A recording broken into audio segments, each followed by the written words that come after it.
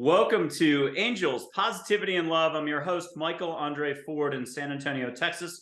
Today we have a very special guest from Colorado, Amy Stark. I'd like to welcome you on board. Thank you. I'm so excited to be here. Well, thanks for coming on. And Amy's one of my most favorite people, super fun, tons of energy, and she's got a lot of experience as a healer. She's a show host. She's in Louisville, Colorado. And let's hear from Amy generically. Before we get into intros, let's hear about angels from her. Amy, do angels exist? Yes. I'll tell you my favorite story. So, my sisters were all going to a movie, and it was raining, and I was driving, and actually we were on our way from the movie. And when we were driving, there was a lot of traffic, but then all of a sudden it started downpouring, and I was trying to gauge, like where all the cars were and how much rain was coming down. And I all of a sudden just knew that we were going to hit the cars in front of us, because I got a split second of a vision, because the windshield wipers finally cleaned, and I was like, and then all of a sudden I felt angels on all sides of the car, because I had all my sisters in the car. So I have three sisters. So I was like, oh my gosh, I'm like, this is really, really bad. And then all of a sudden there was this tiny space between two cars that I aimed for. And we came out the other side, and all of us were like, how did we make it through that? We had no idea how. Like, the only thing that I knew, and this was even before I started getting into energy work and everything, I sensed the angels on the sides. We had to have gone through like a time warp or something. It makes no sense why we didn't crash into these other cars, and probably would have been a couple of cars. So that was definitely one of my first encounters with angels. Wow. Wow. Okay. You're a healer, and there's a long journey you've taken, a lot of self-healing, a lot of illness in the past, stuff like that. Before we get to that, when did you know you had some gifts? Tell us about being a twin, and tell us about your family. I think you said you have six. Like, there's six of you, brothers, sisters. We got a clue. There's four sisters, I believe. Well, there's four girls, two boys, and a big family. So it was a lot of fun, and it was a lot of chaos. And that's one of the reasons why I got really good at sensing energy. It was because I was always trying to figure out where everybody was emotionally, what was a safe room to go into. I also was being bullied at the time by my brother. And he's my older brother. And it was just like, I was like, oh gosh, is he over there? Is he going to be mean to me? So I was sensing that kind of stuff a lot. And you asked me something right before that. It wasn't like being a twin.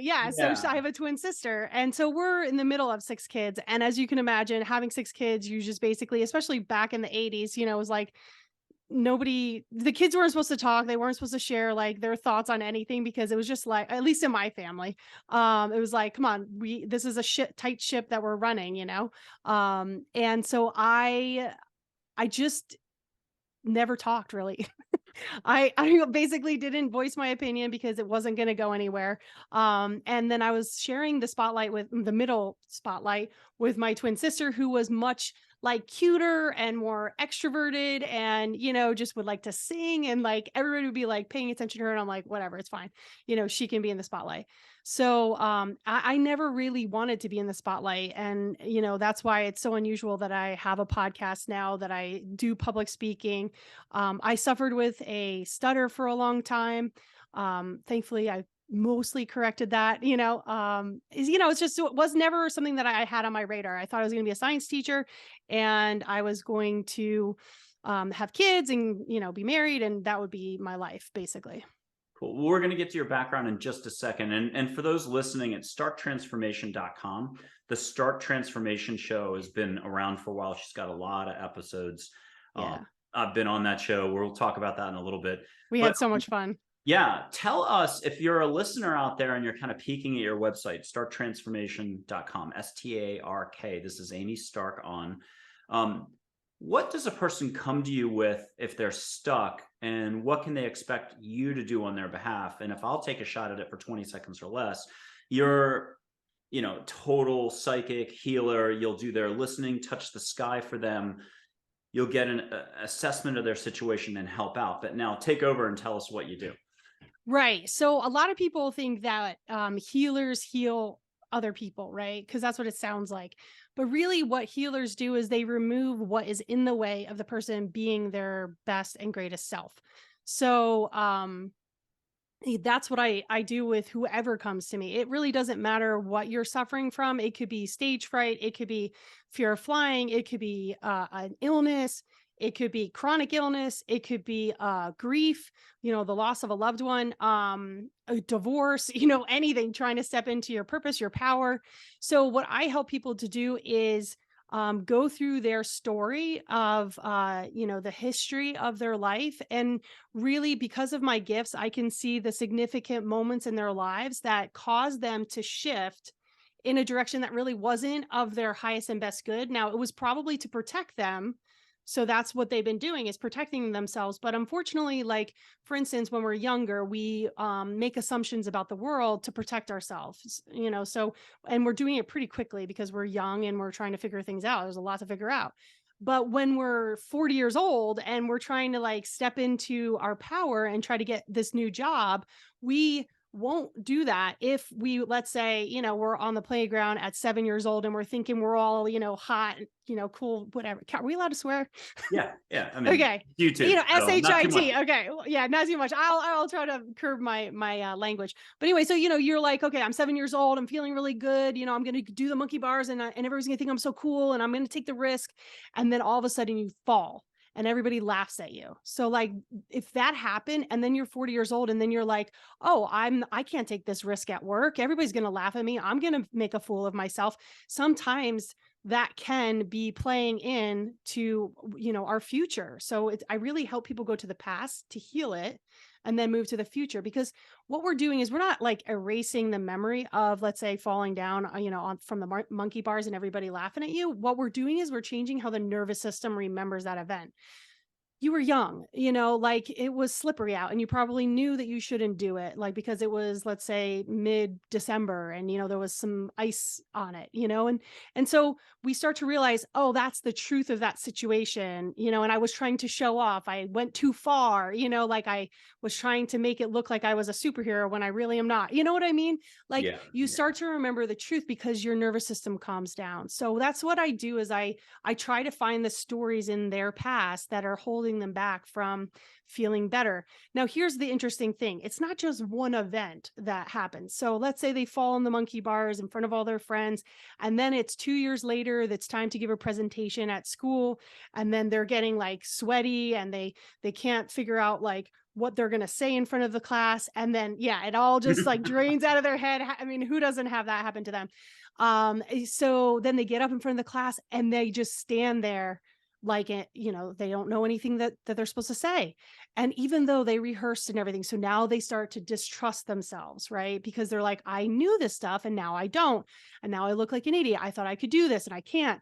So it's a lot of those kind of things that kind of create a neural network and a way of seeing the world that then creates this person at 40 something years old that doesn't want to take that next step. But if you can just unwind that stuff and release the energy that's in the nervous system that's telling them this is dangerous, this is unsafe, then you can heal the body, because then the body takes over, the natural healing ability, with source, God, the universe heals the body because it's now in rest, digest, and heal instead of fight or flight. And that's the difference. And it's a little bit like an athlete, like a gymnast, in terms of if you train enough, your body just knows what to do. So instead Right. of the ripple effect, the resonance, all the other lingo, um, the Yeah. body I, knows how to move past the situation. yeah, that's what I wanted to say. So not only do I help them rewind and release that kind of stuff, I teach them the tools to do it on their own, because honestly, when people have their breakdowns, like it can be in the middle of the night and, I'm not available, or whatever, people aren't around to talk to. So they have to be able to handle things themselves. So I give them the tools to do that. But I also help them to shift their mindset and give them some tools and books and, ways of up leveling their energy so that they can have high energy. And so that if something does happen, it just maybe knocks them down a peg and then they can get back up and then they have this high level of energy again, so they can tackle, the world, or, as, if you will. And your website is so organized. It's really easy to look at, easy on the eyes, but you have Oh, great thank you. options. Yeah, and your shows as well. How many shows is it? 167 or something? What is it? Well, we're up to like 177, I think. Okay, so a lot of shows, a lot of material, but a lot of good stuff comes out. So I recommend folks get over there to the Amy Stark Show, and No, this no, stuff no, will the be Stark all over Transformation the Show. Stark. Sorry, yeah, the Stark That's Transformation okay. Show. Hey, I'm gonna blow some sage your way. Let's Sounds shift good. gears again. So we did this before the show already, so we know it works. And she's done this before. Oh, it's amazing. For the audience, I'm not kidding how much of a powerhouse Amy is. Good cheer. It doesn't mean life is always unicorns, rainbows, and smiles and sparkles, Right. but it is when you want to pay attention to that. Oh, I already got it. I already got it. And I'm only just lighting it, so I'm I know. gonna Oh say, my gosh! Wow. yeah, the smoke was Woo. making me choke just Yeah, in that the was middle of making me the choke. recording. Yeah, Yeah, yeah, yeah. because That's it's funny. powerful stuff. Now we're Oh wow. linear, so for the audience members who are just like, whoa, what are they doing? They're blowing smoke through two screens from Yeah. San Antonio to Louisville, Colorado, just outside of Boulder. Um, Give yourself permission to let go. That's a first step for anything: going for a walk, having a great bath, reading a book, hugging your dog, walking your dog, and not viewing it as a task. And ask angels, the universe, whichever lingo way you roll, to bring the smoke to you. It's just sage. You can get it at Whole Foods. This is Juniper Ridge. I'm not sponsored. Woo.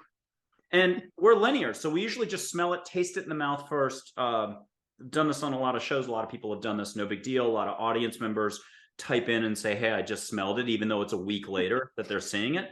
But go non-linear. Ask angels to bring it to you up and down your back. Send it to your dog who's got arthritis.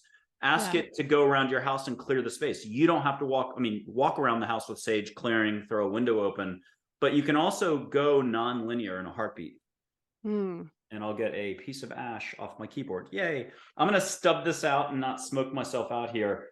So the one thing I'm going to say, having just done this, is if there are no limits in life, maybe there are really no limits. And we're going to get to your background in just a second, but taking the no limits concept, or sky's the limit, or somebody just said the other day in a Facebook post, the stars are the limit, just to blow out the sky.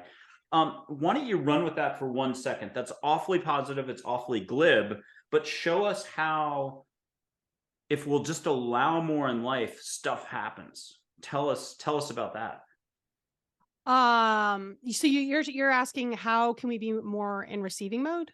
Yeah. How can we let the universe do its job? How can we get out of our own way? You help people do that all the time. Yeah, We get yeah. stuck again. 1 week we get cleared, we run around, we're like, oh my God, I feel very liberated. 1 week Right. later, we're hit by a garbage truck of stuff, situations, Right, work, right, right. stress. Yeah. How do we Well, handle all this stuff? yeah, one thing that you can always do is say, how is this happening for me rather than happening to me? So it's a big transition to make. Sometimes, sometimes you're like, I just want to be angry. And I do agree that you should have your grief and process those emotions. But when you feel ready, asking yourself, how is this happening for me rather than happening to me, turns on your parasympathetic nervous system, which is going to help you to rest, digest, and heal. But that is receiving mode. So your brain is a goal achieving machine, and it will go out and find the answers of how this is happening for you. And so you wind up actually seeing how the universe is supporting you rather than, messing with you. I Cool. gotta be really watching my language. No, you're good. You're good. But say it one other way. We're at a cocktail party and you want to say exactly what you just said in an even more simplified way. So an audience member who maybe is driving and only listening can get it. We get in situations and we think stuff actually is just happening to us. But Right. explain to us how it's really buying ourselves some breathing space to allow for some change to come in. Yes, exactly. And so I'm a fan of radical responsibility for your life. So if things are happening that aren't like your favorite thing that's happening, I like to see where my role is in creating that, right? Because if I am the creator of my story when it's good, why am I not the creator of my story when it's bad, right? That's a little, that's not fair, right? So I take radical responsibility. I say, if it's good and I'm creating it, great, I'll take ownership for that. And if it's bad, I'll also take ownership. I'll see, what did I miss? wasn't I looking at? Where are the red flags like that I missed or whatever? How did I end up in this spot? What do I need to clear? So like I said, when I work with people, I give them the tools. One of the tools is EFT.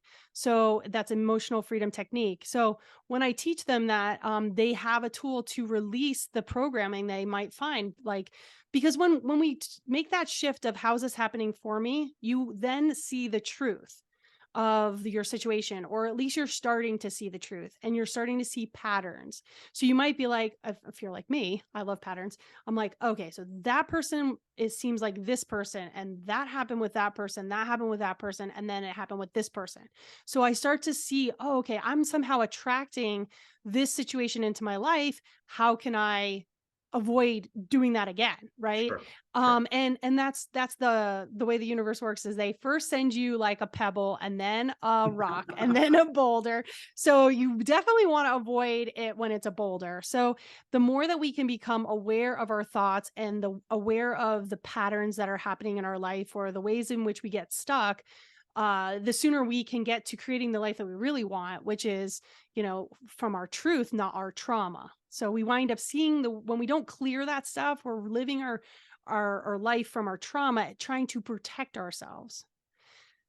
I like it. I like So it. I think it's yeah. Pema Chodron said, "Nothing really ever goes away until you've learned the lesson." Right. Yeah, I Exactly. So love I that. always am looking for the lesson. I'm like, let's move through this. Like I'm all down for it. Sometimes the lessons can be hard, and I thankfully know people to help me through them. I have tools, I have techniques. I mean, I still go through stuff. I mean, I'm still human. I still have, even though I have a lot of awareness about things, I can speak to people who've crossed over. I can talk to angels. A lot of things. I still, am just trying to figure it all out the best I can as I'm going through life. Well, everything I've seen, you've been doing a great job paying attention. You flow your energy really well. You're combat effective. And I'm going to mention that, in a way, exactly kung fu. The game of life is definitely about figuring out how not to waste so much energy. You're going to waste energy all the time. And that's thinking, Right. is what I call it, the stuff from the neck up, stressing, fear, worry, reaction, whatever. But if you can, and I'm going to quote angels here, there's very little that's original for me. 7% less thinking a week is what I was given as a great formula from a bunch of angels that can help put us in that hot spot. Like if it's a tennis racket, the zone in the center, the sweet spot. Yeah, I definitely agree. Yeah. Yeah. Listen, here's the thing. If we were not uncomfortable, we wouldn't change. So being uncomfortable has to come along at some point so that we can figure out what we truly want, right? Because we're like, well, I definitely don't want that now. So what is it that I do want? And then, if you have the mindsets, the tools, the techniques, then you can figure out what you want, and then you can start designing it. The emotional weather vane. Right. Exactly. Hey, Yeah. so I'm stuck. I got three things going on. I'm in the middle of a divorce. I'm not liking my job. I'm discovering maybe I'm more sensitive than I realized. There is something to all this Jedi stuff, the woo woo woo, the spiritual. I watched a program the other day. I actually felt goosebumps. Something happened, but I don't know how to sort all this out. I'm okay just coming to you with that, and you'll help triage me, tell me I'm okay, help encourage me, help me release what needs to be released. Yes. So here's the funny thing. A lot of the times, so what I do is before I work with a client, what I do is I convene with their higher self.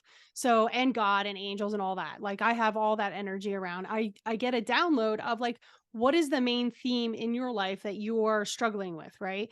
And a lot of the times it is the same theme through all the things that you're going through. And it's amazing how, if our human mind can look at these things and be like, those are totally separate. And I even think that myself. I'm like, how is this like related? And then if you ask the higher self will say, this is what it is.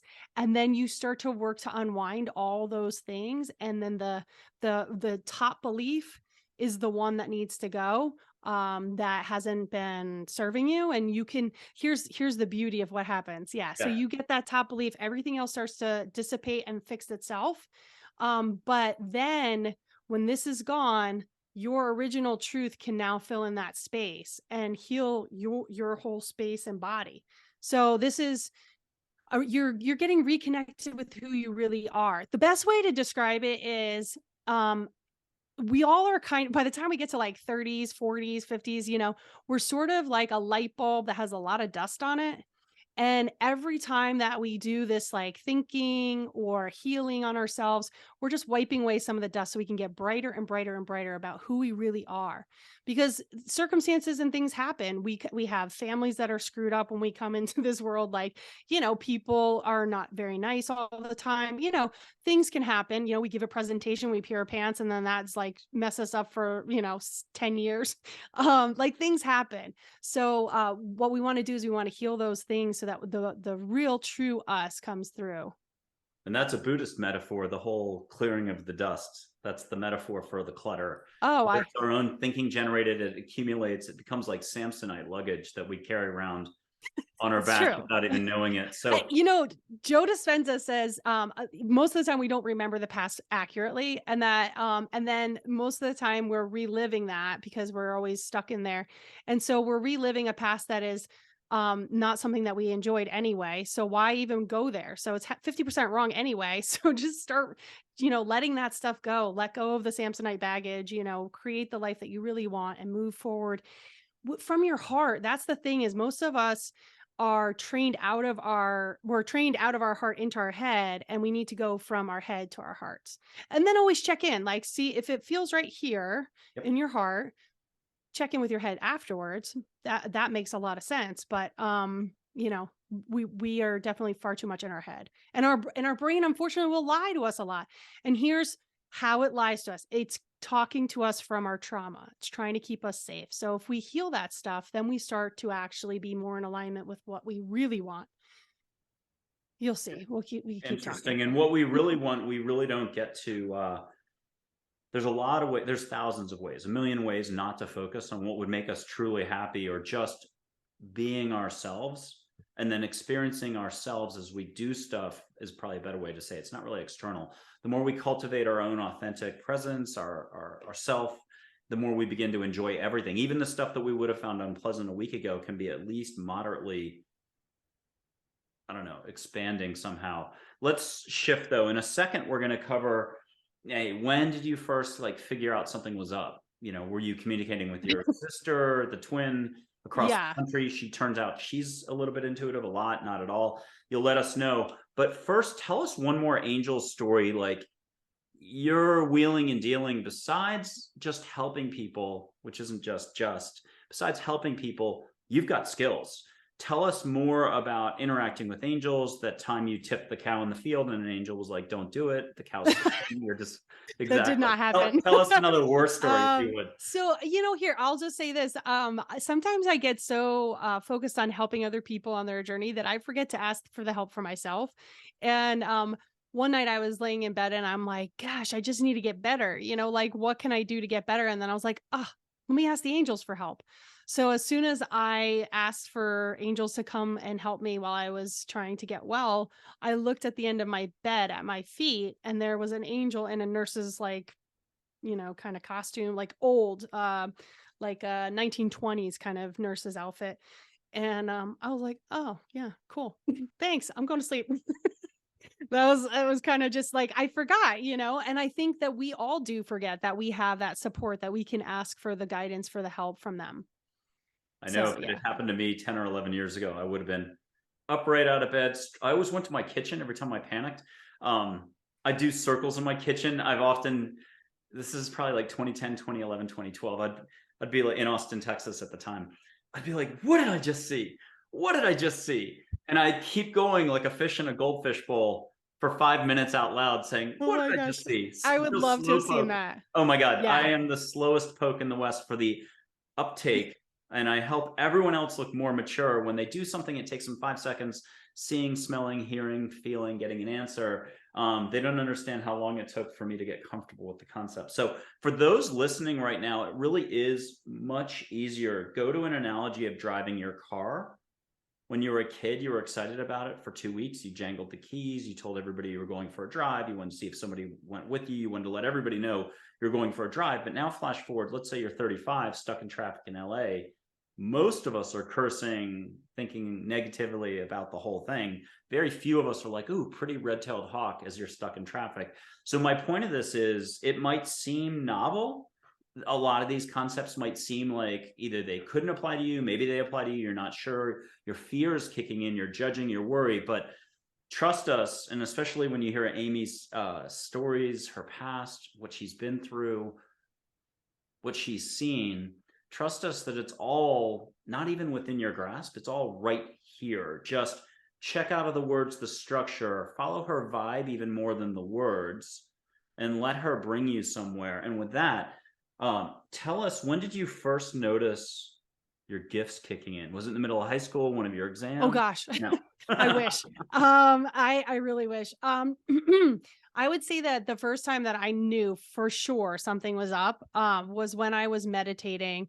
It was very early on. So, and I wasn't meditating for like to become psychic or anything like that. This was definitely not on the docket for me as far as I knew.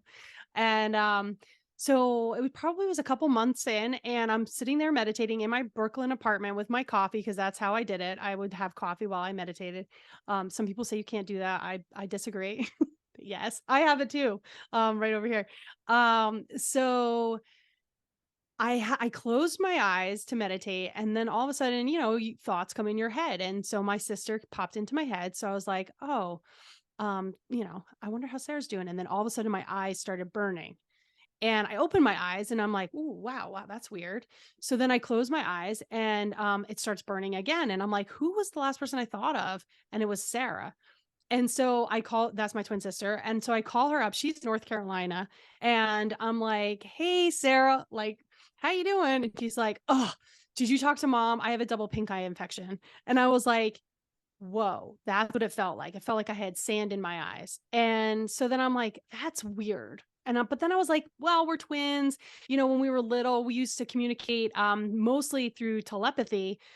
We would put a couple of words in there every once in a while, and my mom would get so frustrated because she'd be like, "What are you talking about?" Because we'd say a couple of words, and then we'd start laughing, and my mom would be like, "What are you talking about?" My mom would be like, "What do you want for dinner?" And we just like look at her like, "Okay, I'm sending it to you." Uh, and she'd be like, "And it is?" So anyway, so maybe it was intuition and I could feel when her heart was hurting, like meaning she broke up with a boyfriend or whatever. We would call each other and be like, "Oh my gosh, I can feel you're not doing so hot." But then the next day I'm sitting there and I'm meditating again and I close my eyes and all of a sudden my jaw starts hurting. And I'm like, "Oh, shoot, I gotta go to the dentist." And, so I open my eyes and I'm like, "Wait, my mouth isn't hurting anymore." So I close my eyes again and my jaw starts hurting again. I'm like, "Oh my gosh, it's a tooth back here." So I like locate the tooth and I'm like, "Who was the last person I was just thinking of?" And it was my dad. So my dad at the time, I never would call and be like, "Is your mouth hurting you?" But I called my mom and I was like, "Hey mom, how's dad doing?" And she's like, "Oh, he's at the dentist right now. He bit down on a walnut last night and broke his tooth." So I'm like, what is going on here? I'm like, I'm accidentally connecting with people and feeling their pain. And then I'm like, I don't want this. I'm just trying to meditate to like de stress. And all of a sudden, I'm feeling pain in other people's bodies. And I'm like, okay, I've got to stop this, until I can understand what the purpose of me being so sensitive is and how to like turn it on, turn it off, and use it as a tool versus think that I need to go to the dentist when I don't, or think that I have pink eye and I don't. So that was really the first time where I was like, you know what? And then it just kept coming. They piled it on. It was like one thing after another for me. And like I said, I was not looking for this, but I always stayed curious because I was like, there has to be something to this. There has to be a reason why I was able to connect with my sister in North Carolina, my dad in New Jersey, and me in Brooklyn. And then I started being able to see how real estate deals were going to go down and like who was going to show up and how much it was going to cost to buy something and what the renters or buyers were going to look like, what the house will look. I mean, it was insane. And so I was like, this is too this is a lot of information. So then I was like, well, maybe I go down that path and become like a real estate mogul, right? I can figure all this stuff out. And I'm like, no, that's not it. I'm like, why would I still feel pain in people's bodies? Like there has to be something I can do with that. So, and then I started realizing if I close my eyes and I focused on somebody's body who asked me to read their energy, I like, cause that's what I started doing, was taking some healing courses. And then I started seeing, oh, there's this wrong in your body and that wrong. And, like, have you talked to a doctor about this? And then I was like, you know what? I don't want to do that. I don't want to, I'm not a doctor, so I couldn't really use that medical intuition in a way that felt right to me. So then I kept going. I kept studying and learning, and spirits would start to come through. And then I thought, oh, I'm a medium. So I have a really cool story about that. And I'm trying to see if I have the book ready. Who was the author? It's a medium. Darn it. I used to have it right here. I'm sure it's in this room. And I was just going to ask you, if somebody out there wanted to get a recommendation from you, like you mentioned Joe Dispenza, do you love Joe Dispenza? You'd want to go to one of his beach retreats in Mexico, or are there some other authors, experts out there that you think are pretty not standard? They're incredible, but who would you recommend? Oh, here, I found the book. Hold on one second. Okay.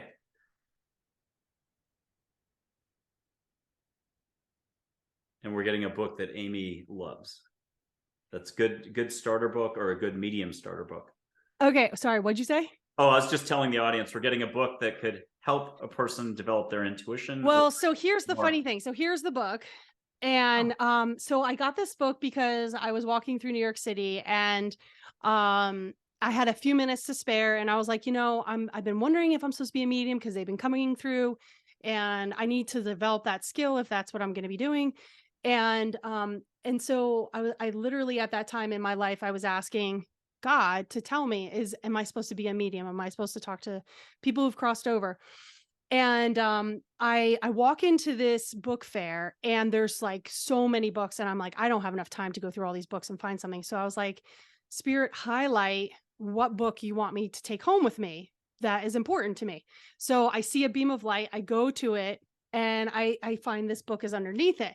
And I'm like, oh, cool. I'm like, I've been wondering if I'm a medium, and this is the book.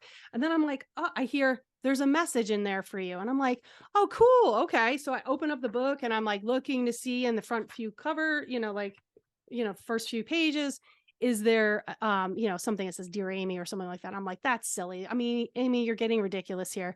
So I'm like, okay, maybe the message is just embedded in the book. So I take it home. I'm reading it. I have my iPod on my meditation music. I'm reading the book. And then all of a sudden out pops a note. And in the note, it's right here. It says, Dear Amy, right? This gently read book is not really your gift. So, meaning the message was, mediumship is not really your gift, and not was underlined. And it's so for me, so it says, fearing you may, I'll read the rest of the note just so you know. So it says, fearing you may have already read this, I added something else. If you notice there is a hole in one of the last pages, we have given you a subscription to John Edwards' newsletter. Love, Sage, Eddie, Ed, Andy, and Kate. so these are either all somebody in Iowa or angels up above, or both. Yeah. So I get this book, and I'm like, okay, I guess that's not the direction I'm supposed to go. And so for me, it was a lot of trying to figure out, like, how do I use these gifts in the highest and best way. And I work for, the big guy, or if you will. um and and so I realized over time, oh, all these things help me to heal, or help heal the person who's in front of me. Like I can use these gifts to help get out of the way what is not serving them anymore. Obviously with their permission, they're right there. We talk about it. I say, okay, this is what's coming up, blah, blah, blah. And then sometimes a spirit does come in and say, hey, this is intergenerational trauma. Like this happened one time where my client was wanting to step into her purpose and start her new business, and she was afraid that she was just going to get sick. And she's like, I don't know why. She's like, I don't know why I'm going to get sick, and I'm like really sick.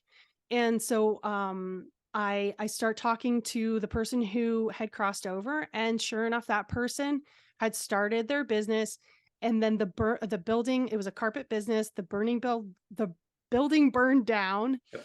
and uh and then they got really sick because they got so stressed out about the money and everything and how they were going to recover, and then they died. So this was intergenerational trauma that was passed down to her, and so I was like, this is not even yours. Do you are you okay if we release this? So that's how the mediumship can help. Sometimes they come through and it's just a loved one just saying how much they love that person. You know, like I just recently I got overwhelmed with a spirit who had crossed over, and it was a brother, and he just went like, that's my boy, because he loved the his brother so much. And I start immediately start to cry because the love, and the same thing with angels. When they show up, I immediately start to cry, because their presence is so beautiful and so pure and so high vibe that it actually shakes tears out of my body. Like I actually lose my breath for a second, and I become overwhelmed with the beauty of it. Hey, now It's when I went on incredible. your show back in the fall, you weren't crying, but you did have an angel experience. Tell us about one of at least, I think, a few things that happened. Again, I was on Amy, the Stark Transformation show in the fall, and Amy literally, it was, she's a great veteran show host, but she lost it for a second and was And seeing something over my shoulder. Oh, yeah, I do vaguely remember that. Yeah, so because the thing is it happens, when you're a medium, you can see angels, and I did lose my breath, and I did start to tear up. But I don't remember the message. I do remember the other angel that was being funny and saying, "Be like Mike, the cereal," or Life I like my, cereal, the the life commercial. cereal. Mikey Yeah, likes it. yeah, Mikey likes it. Yeah, with the cereal. I'm like, why am I seeing you eating cereal? And then you were like, oh yeah, Mikey Life. I'm like, oh, that's hilarious, because that's what the cereal that I used to eat when I was a kid. A Life cereal. You're eating Yeah, that Life. commercial ruined it Is for all the mics out there I for know, a right? bunch of years. Yes. Okay. So if you had to recommend three or four starter authors you think are safe, fun, upbeat, who, it doesn't have to be three or four. It could be a movie. What do you recommend for folks to sink their I definitely recommend the Four Agreements always, hands down. It's written by Don Miguel Ruiz, and they're ways to live your life so you're happier for sure. And then Dave Asprey, he's got a lot of great information on how you can biohack your body so that you are having the most resilience that you can have with your energy in your body. So like little hacks or tweaks can really make a huge difference. Like I'm all about like what are the little things that we can do to have a huge impact for the transformation.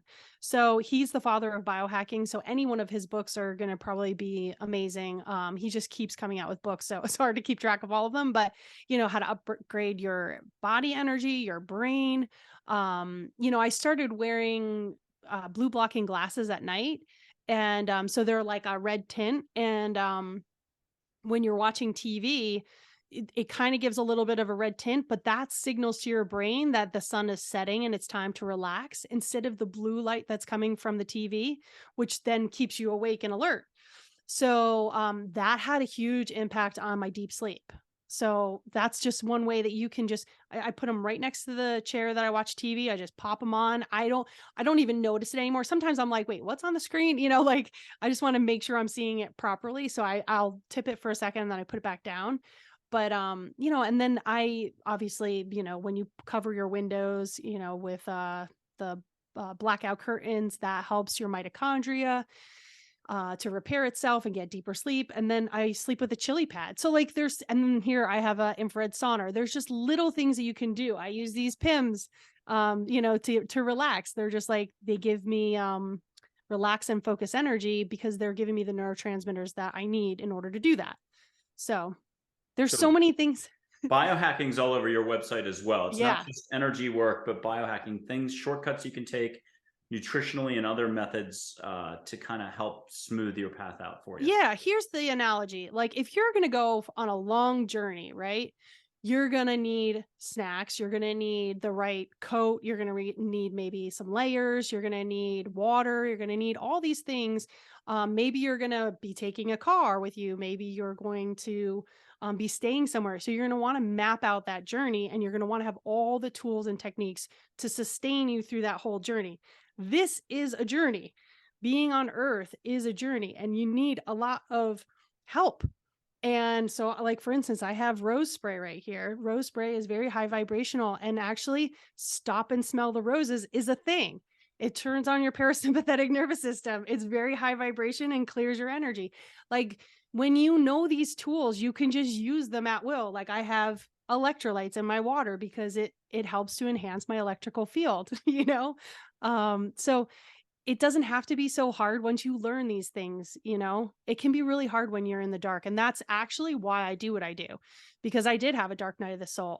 I've had a couple, but I've had a really dark night of the soul, which is what spurred me on to meditation. Is this the back injury? Is this going from science teacher to healing? Give us some flavor, but explain how it became your foundation to be able to launch forward doing what you do as a healer for others in that context. So, here's what happened. I was working in the New York City public school system, and I had graduated from Syracuse University with a psychology degree because I love the mind. Both And my parents went to Syracuse, go Orange. right, yes, that's right. Yes. I remember that. And I had a blast. And but really, why? So I went there to be a science teacher, right? And I started taking psychology class, and I'm like, this is so fascinating. And I was able to like analyze my own self while I was there, and my family and the interactions that I had had. So I just kept taking more and more classes.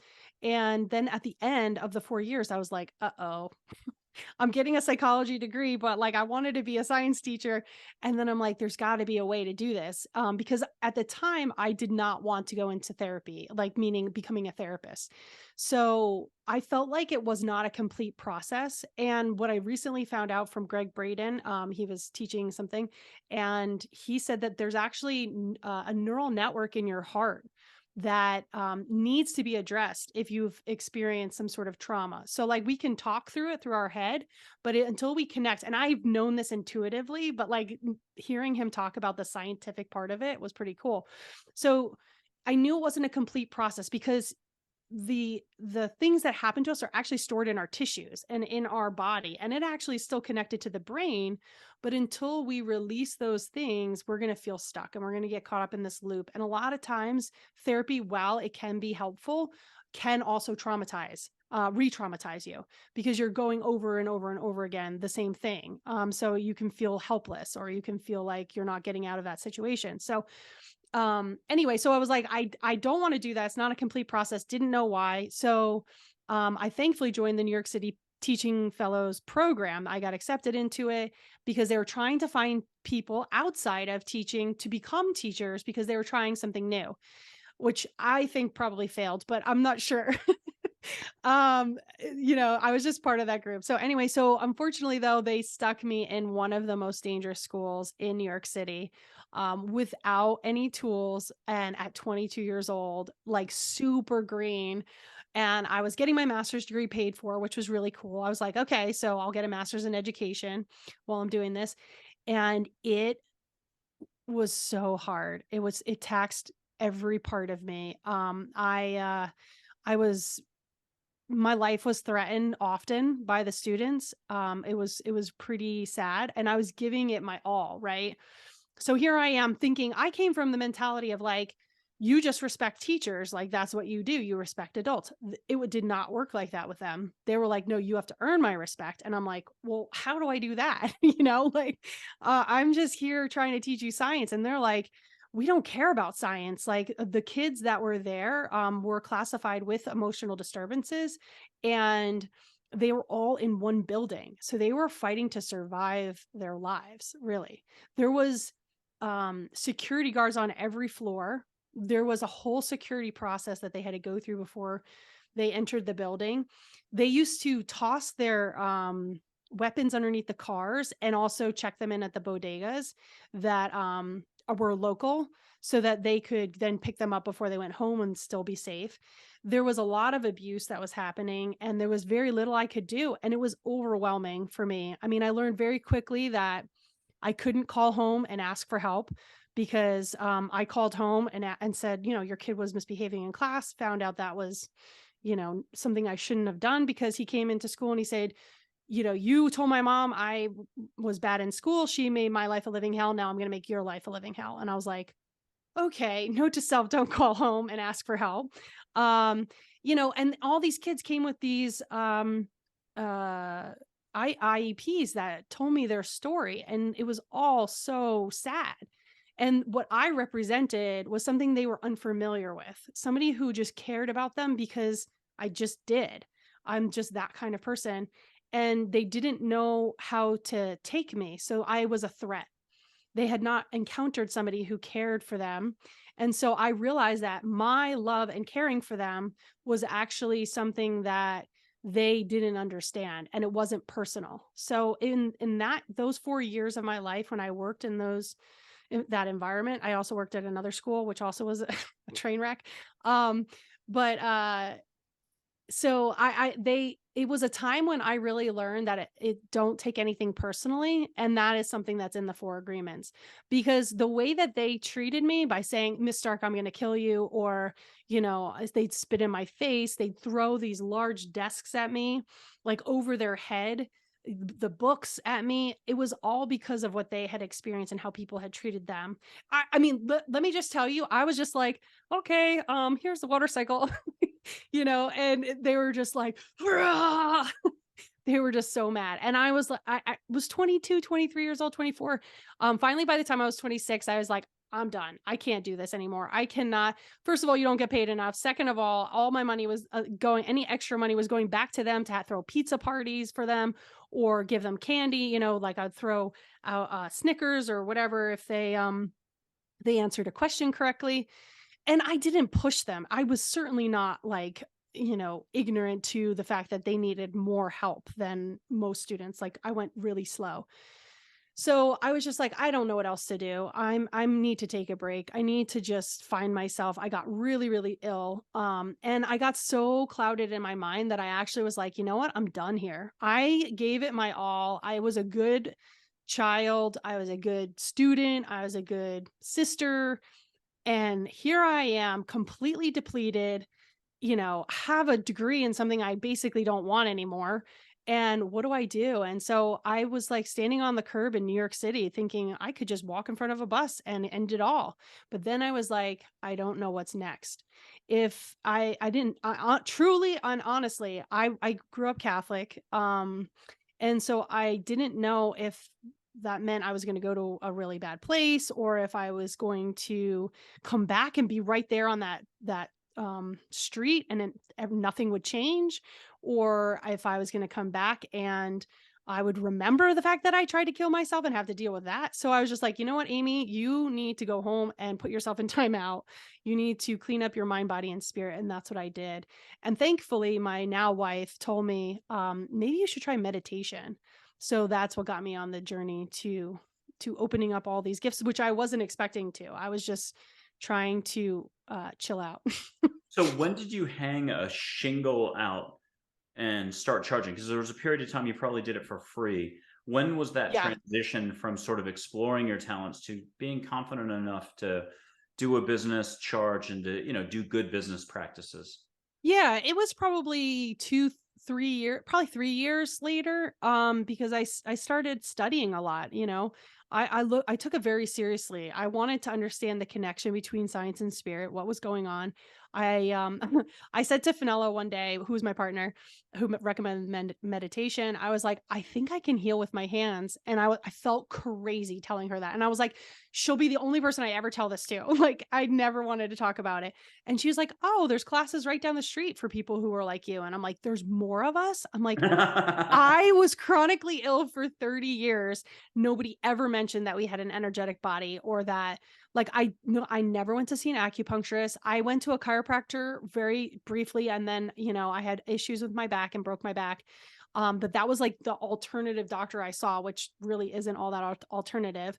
And I was like, "What in the world? There's more of us like this, out there." So I started taking classes. I became a Reiki master after 3 years.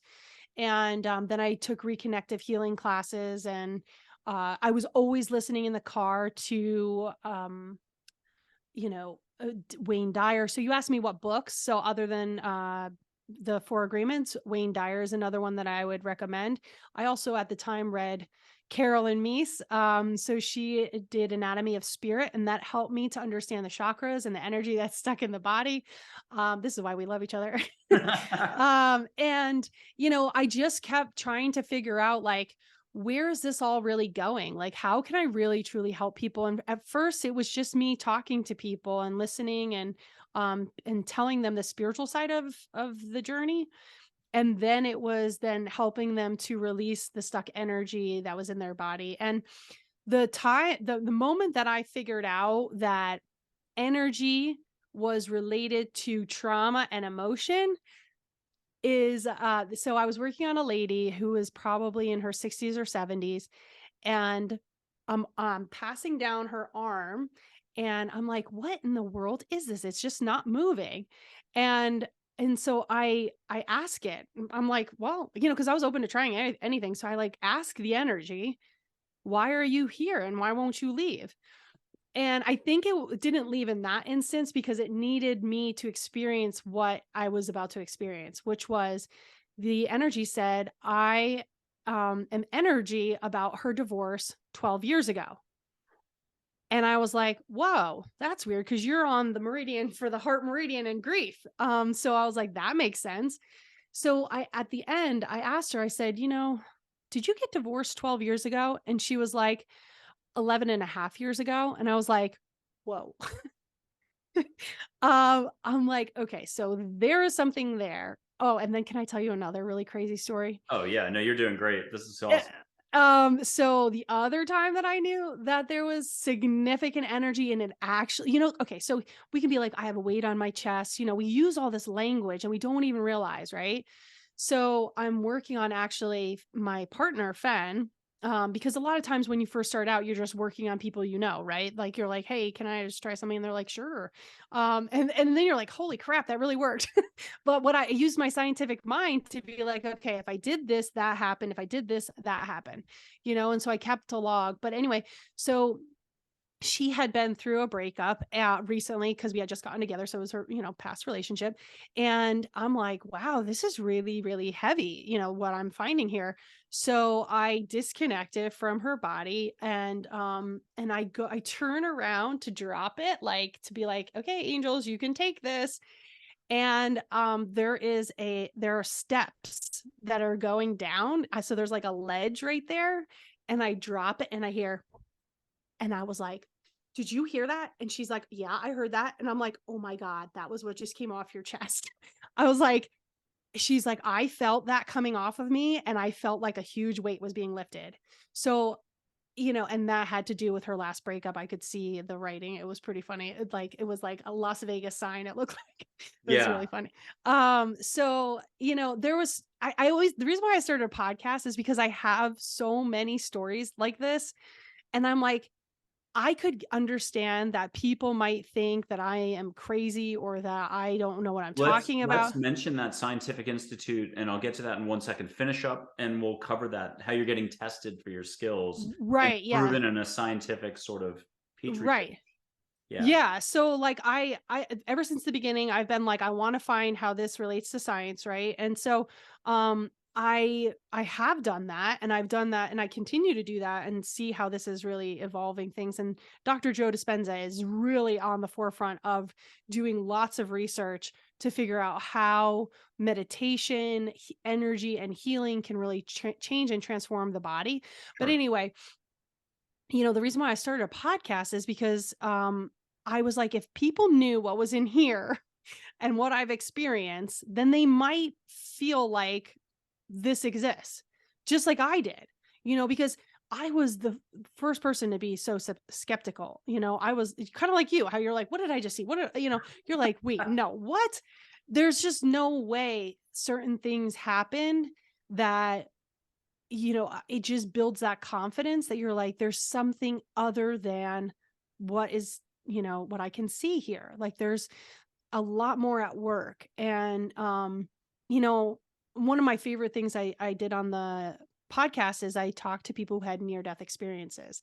And that was a whole other level of just understanding the next level of this, which is just that, we're all connected, and I feel it when you're in meditation. If you're a meditator, for more than just like a few times, you probably have had this opportunity of connecting with all that is. Mhm. And when you have those moments, you don't forget them. It's very hard to forget that feeling that we're all connected. And so every action, is felt within the universe. And I sometimes, like, I struggle to like pull out weeds and cut down something that's taking over something, because I'm like, this is living. I can feel it. Hey, I'm very. Winnie the Pooh says that weeds are flowers too. I Mhm. love that line. And this is the Start Transformation Show. And you can check it out. It's 177 episodes now. And is it Spotify, Apple? Obviously, Yeah. Yeah. your website, if you'll say your website name again, but people can go there, but they can get it any of the usual ways as well. But tell us just a couple of the ways that are the most popular ones people can listen in. To the Stark Transformation Show. Yeah, so just Spotify and Apple, that's how most people find, the show. Cool. And if there are all those institutes globally, like you can go to a class, it's Dan Millman, it's Greg Braden or somebody, and there's a lot of people, Byron Katie, hundreds. If it's Alternatives UK in Piccadilly Circus, it's a small church. They offer a great set of, offerings. Findhorn in Scotland, there's a Mega Institute just north Mhm, of West Point in New York, kind of a Super Soul Sunday spot. Kripalu, if I said it right. Esalen been around forever. There's Hollyhock outside of Vancouver. 1440 Multiversity in California. Scott Creans founded that one with some veterans. My point on this is there's other more research scientific institutes, IONS, uh, mhm. and some others. Which group has been measuring, testing, and you passed? Not that this is important in one sense, and it isn't, and it is, and it isn't, and it is. I don't want to take away and I Right, don't want to add to it too much, because it's really more important what you've got going on here and how you help others and people right. trusting their own heart. Which group is it that's been measuring you, so to speak, and you've got a couple skills and you broke a law of physics, I believe, and this is Yeah, scientists doing this, and you're mhm. just tell us about that. Yeah, so I have to say I've been doing this for 16 years, and I was like, it's time for me to step into the lab and be able to help with research, because somebody with my skill set could actually, be parts of specific um research. Like I can say, "Oh, I've worked with this person and I understand that and I know how to do this, that, or the other thing." Um and how to recognize the patterns and things like that. So I I got in touch with this researcher and I was like, I want to take the test to become a nationally certified energy healer. There's only 1,100 in the world. And I want to be a part of research. So I had to do the test. Now, I was scared. I mean, I it's kind of like you go through, let's say, becoming a lawyer, and you go through all 4 years or however many years, and then it's time to take the bar. And even though you might have done really well and you read all the books and you think you know everything, you still have to go in there and produce this. And so I was a little nervous, I have to say, but I still went because I was like, put your money where your mouth is. That's who I am. And I went in there and there was various tests that they gave me. So one of them would be like, okay, send the energy from one hand to the other. And then so they would track that. Like I would say, I'm going from my right to my left and now my left to my right. And then they would say, stop it and start it. So they measured that. Then they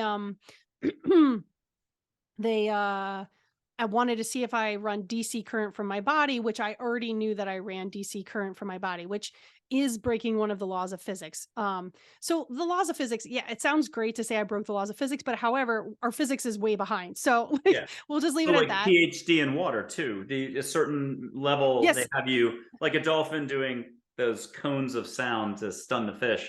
You focused on the water and Well, so that was next. That was the oh, okay. next one. Okay. Yeah. I run DC current from my body. I was able to start 2 dead batteries in cars with my energy. Yeah, it makes me very thirsty and I have a very funny Only story about hire that. her for the stated sessions on the website, not when you're Yeah, out of a I don't battery. start cars regularly. It was Yeah. only for a hippie that was in Colorado and in Florida for my friend. But so what was I going to say? Oh yeah, so the next thing I had to do was they gave me some water and it had a pH of 8.9, and they knew what the particles per million were, and they said you have 10 minutes to change the structure of the water and use your hands. You can't spit on it, you can't do anything obviously, and you can't touch it. And so I was like, okay. So I was like, well, where do you want me to change the pH to? And I was like, should I go down? Should I go up? And they were like, why don't you bring it down to anything below 7.0 would be great. So I was like, great. Okay. So I started channeling the energy and envisioning it going down to below 7. So it wound up ending up at 6.8 after 5 minutes. So they were like, great, except for you didn't change the particles that were in the water. So it would have increased in particles as it got acidic. So they were like, you need to change the parts per million. So I was like, what do you mean? And they were like, just put more particles in it. And I was like, okay. So I envisioned particles coming in and it changed the parts per million. Okay, so time out. Let's do a different tack because the audience members are following along and they're following and they get a scientific experiment. But let's back up and go to an individual's life. You're listening right now, and there's things like mantras. Diane Forster is on one of the recent episodes, and she gave us great mantras in the middle of the show that are so powerful. I was in the middle of a run, and I'm starting with one of those mantras because it's open-ended. You can fill it in and try to bring in more of what you want to experience, and maybe just a great run in that instance, or hello pointy bird and beautiful trees, and enjoy, instead of thinking too much and listening to your music only, take in nature as well during the run. So let's shift this. If you're going to do all this focus, instead of changing the pH in the water, what do you recommend as an exercise that anyone could do at any point during the day? A full stop, a crazy Ivan if it's the Hunt for Red October, the Chinese fire drill at a red light. I think it's American Graffiti, that 1950s movie. Everybody changes spots. I think they did this in the 50s in a hot rod. Everybody changes spots in the car for fun. What can a person do just to have not fun, but to pump the brakes, slow down, get from their head, get to their heart? Do you have some patented tips right now? Yes, I Okay. definitely do. Yeah. The number one tip I give everyone is to start saying what you're grateful for. And I learned this from The Secret, and so I can't claim it at all, but which was a movie and a book. But I was carrying at the time when I first started out with all this stuff, I had a rock in my pocket, and every time I touched the rock, I would say what I was grateful for. No matter where I was, what I was doing, I could be pouring water, and if I, touched the rock, I had to shift my focus to saying what I was grateful for. If I was paying for something and the guy is waiting for $1.68 and I'm like, in my head, I'm like, hold on. I'm grateful for the fact that I have money. And then I would pay him, or I would say, I'm grateful that I have a job or whatever. So what I feel like that does, not only does it get into your heart space, you are telling the universe that you're grateful for what you've already received and that you're open to receiving more. It turns on your parasympathetic nervous system, which helps to, rest, digest, and heal. Yep. So it also helps to expand your energetic field and helps to raise your vibration because you're like, life is good, like you're like, it causes your brain to start to notice all the things that are good in life, which then continues to elevate your life because you're paying attention. You're in your brain. You've tagged gratitude as important. So your brain is looking for all the ways in which you could be grateful So already, just running in the background. this is like the Yoda nerve, in the sense that you're tapping into the force. It's in you, it's around you. Maybe it's interdimensional, maybe it's just positivity, maybe it's love, fabric of the universe, whatever that is. You're bringing more of the good stuff in and participating Right. more. Yep. Yep. And that's exactly what I would recommend. It's an easy tool to shift out of where you're at to a higher level, higher energy. You'll definitely wind up healing your body because you're going to be in rest, digest, and heal, and you're going to start to feel like the universe is showing up for you and giving you the things that you need, and then you'll stop stressing. Can And people then, touch a tree and say something? Can they touch their yeah, dog? Can you give us a couple there's so practical many things ones? that I know. Yeah, but if somebody's in their living room and they're watching this on the Petting Samsung. your dog. There's something like with the Yeah. ions that come from just petting your dog. Horses, if you're ever around horses, they have huge hearts, and there's a syncing that happens with your heart with a horse that can be very healing. Same thing with your dogs. I mean, dogs to me are like the best. They Well, they're just like are. third graders too. You can hear dogs. What do Like, you I mean? love you, mommy. I love you, mommy. Oh, You can yes, yes, hear, yes, you can yes, full yeah. on hear dogs. It was funny. I never had dogs growing up, and then we got a dog, and then we got the next dog because the other dog had anxiety about when we left. So we wanted them to have each other, and I would spend all day by myself with them, and then I one day I was like, wait a second, they don't talk, but I've been like feeling like I'm having a conversation with them the whole day, like. Okay, we're gonna go outside today, and I'm gonna feed you, and like, and like you could just get they're wagging their tails, and it just feels like a conversation, and it's just they're wonderful. But yeah, so touching a tree, when I used to go running a lot in the woods, I would lift my hands up to the trees, either palms up or just like feel them, and ask for the energy to come into my palms, because trees have lots of wisdom, they have great energy. It's called foresting, actually, I think, in Japan.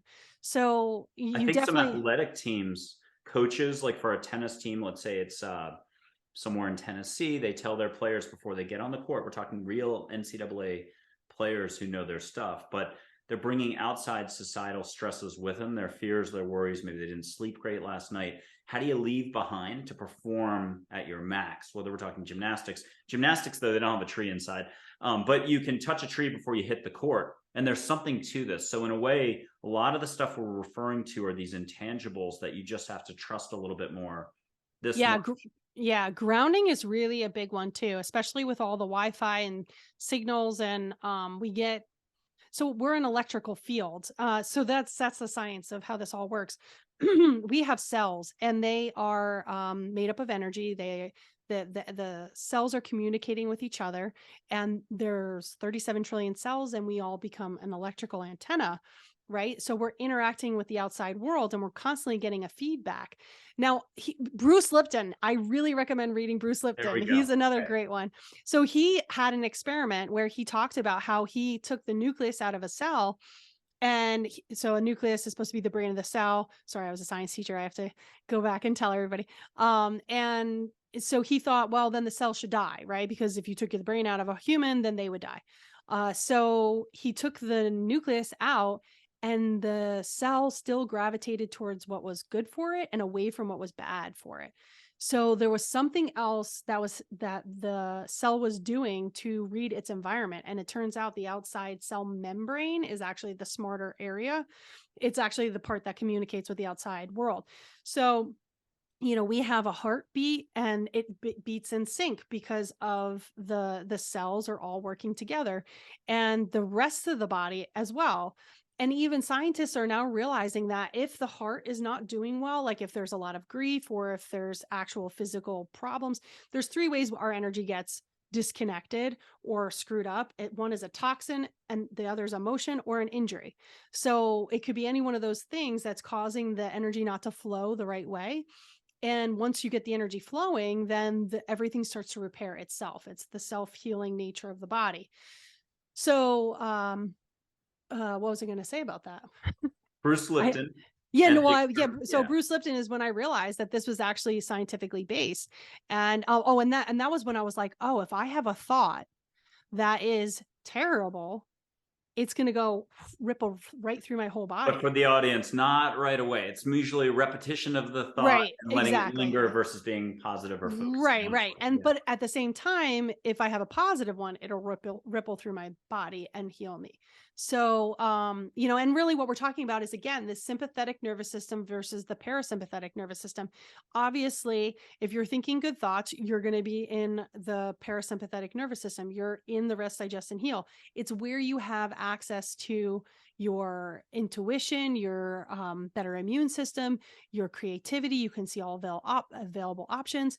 You get to see the truth, the patterns, and then you can make the next step in a very calculated way that makes sense rather than reacting.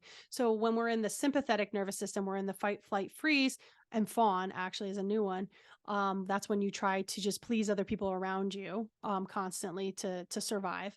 But the fight, flight, freeze, fawn is going to cause us to start to cave our energetic system. Things aren't going to circulate. All our energy goes to our extremities, not to our digestion. So the missing link in modern day medicine right now is this idea that we only need to heal through organic food or supplements or exercise. Pill. It's yeah, or a pill. Like, what we really need to do is to figure out why the nervous system is in fight or flight, whether it's through injury, trauma, or a toxin. And if we can get rid of the toxin, like detox, or stop putting the toxins in and let the body just get rid of it, or the emotions usually are what is the problem. Because more than eating, you think. And what you think Yeah. is really going to change how you feel. And I'm going to do two quick things before I try to get to what can a person do right now to address when they're feeling stuck, they've got a life story that they're married to. If you grab a particular audience member, and most of us have a very long life story, 10, 12 paragraphs, this is what's happening to me, I'm suffering this feels very real. You're not going to convince anybody that their life story is not their life story. How Oh, can yeah. you detach long enough to bring a little sunshine, a little light, a little air in? What's an exercise? How can someone trust that it's not a single lane highway, one way, 10 miles an hour, limited?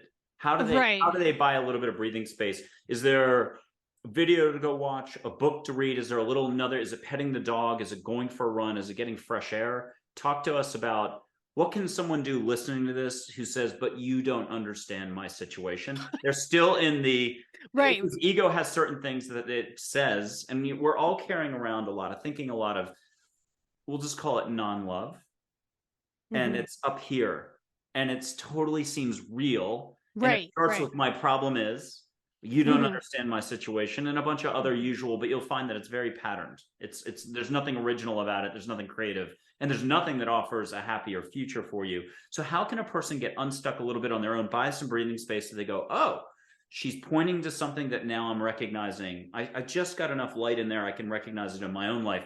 What can someone do? Write down a list of something, do an exercise, tapping, Yeah. hot There shower. Tell us. Right, right. I Yeah. mean, so there's lots of things that you can do. There's the physical things that you can do, such as the rose spray, or envisioning roses, like spraying roses. You don't have to actually have the rose spray. I mean, it helps, but just that your brain and your body can connect with roses because it's probably connected with them before, so it can bring that in. An Epsom salt bath is something that I love to do. Tapping is another one. Going for a walk in nature. Yeah, tapping here, the specific points. I'll have to teach you them. Okay. um, it's okay. And then going out in nature, holding a baby, petting a dog, all the things, watching a funny movie, going out with friends. So we know what we need to heal, but sometimes we don't give ourselves the permission to have it. And most people they turn to sweets because it actually releases something in their body that helps to relax them and make them feel better. We don't want to necessarily turn towards that because it's probably not going to create a better health down the road. So we want to start to have healthier options to replace what we once used to numb or heal our Hmm. body. Hmm. Very, very interesting. But really truly, if we want to change our lives, we have to change what we're thinking, and then everything else will follow from there. So Dr. Joe Dispenza talks about how your personality creates your personal reality. So how do you see the world? Like, do you see the world as dangerous? Do you see the world as having people who are horrible? Do you see the world as not showing up for you? So when we sit and we take a look at how we are seeing the world, if it's not how we want to see the world, we have to consciously change that. Now, one of the ways to do it, which will take a longer amount of time, is to stack the evidence. It's like, if you believe that there are bad people in this world, then you can try to stack the evidence of all the good people that you know, right? And Yep. pretty soon you'll realize, oh, the stack of good people is a lot higher than the stack of bad people, or the stack of incidences of where the universe had my back versus when I felt like the universe didn't have my back is much smaller. So you actually can shift to this new reality and this new way of seeing things, because like I said, your brain is trying to protect you, so it blows up these times where somebody did you dirty or whatever, where things didn't work out. Your brain remembers it and magnifies it, so it's kind of lying to you. It's this person isn't around the corner trying to kill you, but your brain is trying to keep you safe. So it's like, don't ever talk to anybody that looks like that or acts like that, or and like you start to fear the world. But really it's just one person, one time, and there's so much more evidence of other people showing up and helping you, right? So that's another tool that you can do. But with tapping, the same thing happens, but in at lightning speed. So you don't even have to, stack the evidence, if you will. Like if you want to say that's like 2.0, 3.0 is tapping and Like university processing. classes. Yeah. Yeah, yeah, yeah. Like if you really want the transformation, you're going to do something like tapping that accesses the brain and the body and the trauma and the programming, because tapping, what it does is it takes down the neural network that's in your brain that is saying that people are dangerous, and says, wait a second, what's the truth of this matter? Because when you tap, by the nature of which tapping is interrupting the signal that you're getting that this person is dangerous or people are dangerous. Because when you tap, it feels good. So your Sure. brain says, wait a second, are people dangerous and we feel good? This doesn't make sense. So it takes down the neural network and builds a new one that remembers that people are not dangerous, that people are good, and or most people are good. Like I remember one time I was in the car, ask for signs, by the way. I was in the Well, car. explain that. Explain that for a second before we get to the car. I'll remind you about the car, but Yeah, tell well, us no, that it ask goes for sign. together. Yeah, Okay. yeah. So when you're feeling lost, you can also ask for signs. One of the things that I teach people is to pick a sign. Like I have feathers and dimes. Feathers mean my angels are conspiring and the universe is conspiring for my greatness. If I see that, I'm like, yeah, I'm on the right path. And same thing with dimes. It's just what evolved for me. And so if I'm feeling unsure, a dime will show up, and then I'm like, okay, you're on your path. This is great. But anyway, so I was in the car and I was feeling like I was coming back from an event where there were some bad people at the event. Like there was just some mean people. And I was like, God, like, should I really be worried about these people? Is this because it was about being gay and things like that? And I was just like, do I need to worry about this? And then I put on the radio and it said, Most People Are Good was the song that came on. And I'm like, you're right, universe. So, we just have to be paying attention and to remind ourselves that we're always being watched, in not in a creepy way, but Right. like, Right. like obviously there, people are like, well, what when I'm, being intimate or anything. No, that's not. No, you have privacy, but you don't have Yeah. privacy. You have privacy, but you don't have privacy. Yeah, I mean, they're not interested in that. I mean, there's so much to be orchestrated and worked out. Like, for instance, if you take that book that I picked up about the mediumship, when John I, Edward, John Edwards' afterlife, book, the afterlife. Afterlife Yep. book, I had to be thinking at that very day, moment, time in my life that I wanted to learn about mediumship. And my specific question to the universe was, am I supposed to be a medium? And for me to find that book, to have that girl named Amy donate the book with the notes still in it, have those people even write a note, and have those people say, this is not your gift. Who writes a letter that says this is not your gift and underlines it? And that's There's I don't have one as good, but I've got a bookstore one with I found like a $10 or $20 bill in there. I was guided to find this bill. Bookstore just in there, and it was Sylvia Brown. She's oh passed yeah, I over, used to totally listen. reconciled, amazing, loving, great business advisor. But she literally helped me find that bill. So mine's not as sexy, but keep going with Well, the what book. my point is like the amount of things I had to be walking down that street at that time because nobody else, somebody else could have picked up that book. I could have not said, universe, I could have said, I don't have enough time for this is too big. I thought I could come in here and get a free book or what was cheap. Um, there were so many things they had to decide to have that book fair while I was walking down that street. I used to take all different routes. When I was walking in New York City, it's New York City. I mean, you could walk any path. So it's just interesting how the universe is like, hey, you have a question, we're going to help you out. And We it's actually called your reticular activating system. Sure. So let me explain this. So your brain evolved to take in a lot of information that is happening all around you. I mean, right now, actually, the air conditioner, or not air conditioner, the heater is on in the other room. I can hear that. I can feel my feet on the ground. I can feel the blanket on my legs. I can taste the coffee still that is in my mouth. I'm breathing. I'm thinking. I'm doing an interview. There's so many things going on, and our brain has to sort out what's the most important stuff. So air conditioner, heater, whatever, not important. The feeling of the blanket on my legs, not important. So what's important is Michael, right? And telling what I've experienced is important. So my brain says, okay, tell him everything that's important. And the same is true. Like if you were to go and buy a new car and you want to buy a white car, all of a sudden you start seeing white cars everywhere, right? And you're like, oh, I could have that one or that one. Or then all of a sudden it's just the only thing you see is the exact car that you want everywhere. And you're like, I never even saw this before. How is this happening? It's because your brain tagged it as important. So it's important to then use that as a tool to create the life that you want and say, this is what I want. So your brain finds it in life. So if I say, I want to find what I'm grateful for, it will find all the things to be grateful for.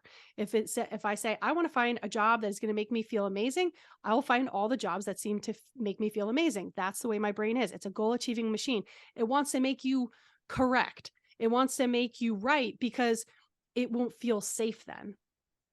And that's what we're always trying to do. So life is filled with energy, and there's all different types of energy, and we know there's a lot of energy we don't want to have anything to do with, but we still put our focus on. There's flows that have to do with what we'll call the heart, positivity, love, feeling relaxed, what we like more of, call it anything you want. There's millions of those flows. There's a lot of these flows. And in a way, our assignment in life, if you want to call it that, our growth in life, our opportunity to expand in life is learning to just even tell the difference, to find a time out, to say, I don't want this anymore. And our suffering usually brings us to a point of no return where we're like, enough. I can't Right. take it anymore. Relationships, health, this, that, the job, it's not satisfying. And so what you had mentioned Wayne Dyer earlier, and I thought immediately of that famous quote of his, loving people live in a loving world. And I'll just make up the other half, hating people live in a hateful world, same world. So it's Mm-hmm. back to the flows. Where do you want to put your focus? If Mm-hmm. I had to say something I've learned in 10 or 11 years is just where you put your focus. And I love safe sentences. So where you put your focus is where you put your focus. Nobody can argue with that. Yes, It's it's safe. true. Where your Uh, attention goes, focus flows or something like that. exactly. And I Yeah. wanted to ask you, I thought too, when you talked about the universe, how it's conspiring to bring you stuff. I mean, whether that's Esther Hicks, Abraham Hicks, The Alchemist, Paulo Coelho. I love The Alchemist. The personal Yes, that was journey, one of the first books I read. I recommend that one too. it's somewhere, it's the red one up there somewhere. The Alchemist I really recommend because it's so easy.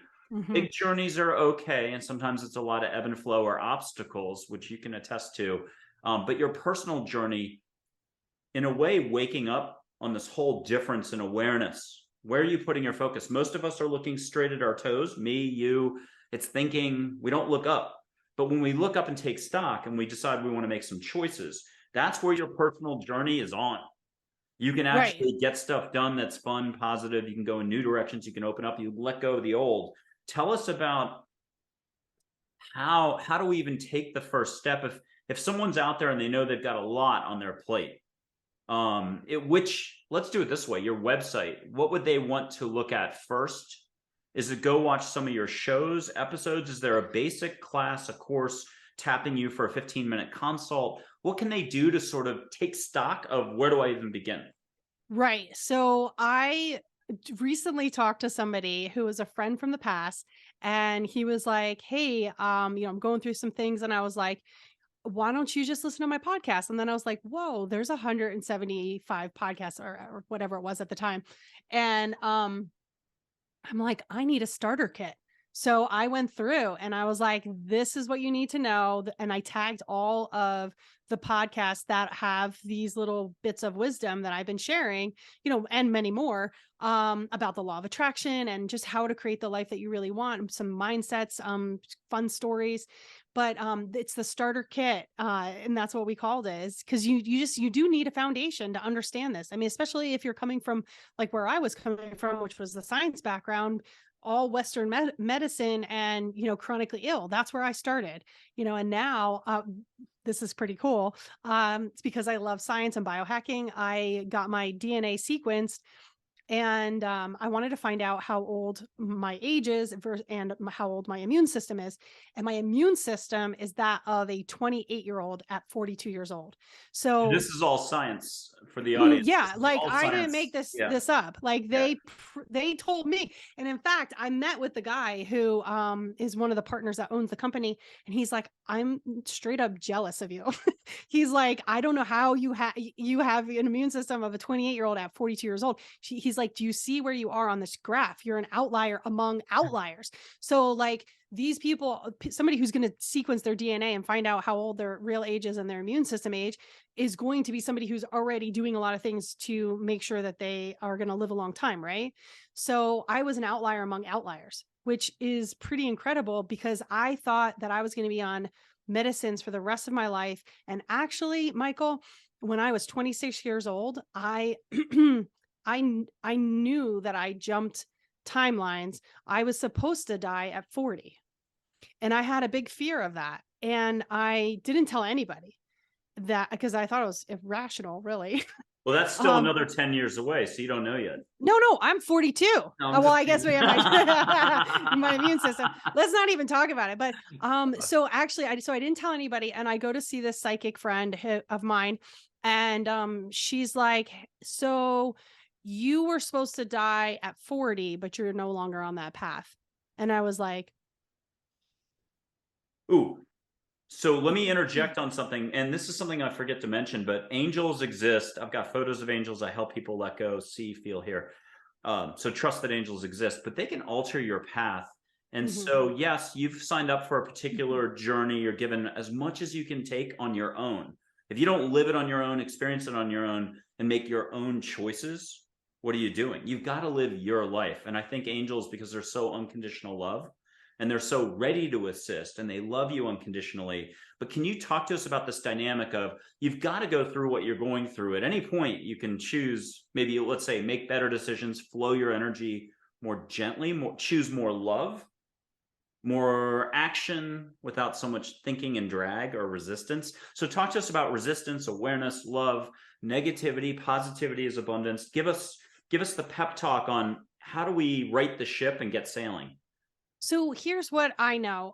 You have to feel it to heal it. And so when you feel your feelings, when you take inventory about what's happening or what has happened, then you can start to heal it. It has to come into your awareness to be let go. Like your body's just been holding on to it until you bring your awareness to it. And then it's like, oh, thank God, now we can go. Like it's like, imagine if emails kept coming in and you just never read them, right? And they were important emails, they would start stacking up. And so eventually you have to go through each one of them and be like, okay, so that person, whatever.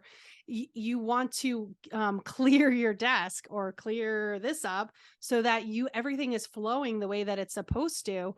And then you become like a magnet because you're so clear about what you want to attract in your life. That's part of the law of attraction.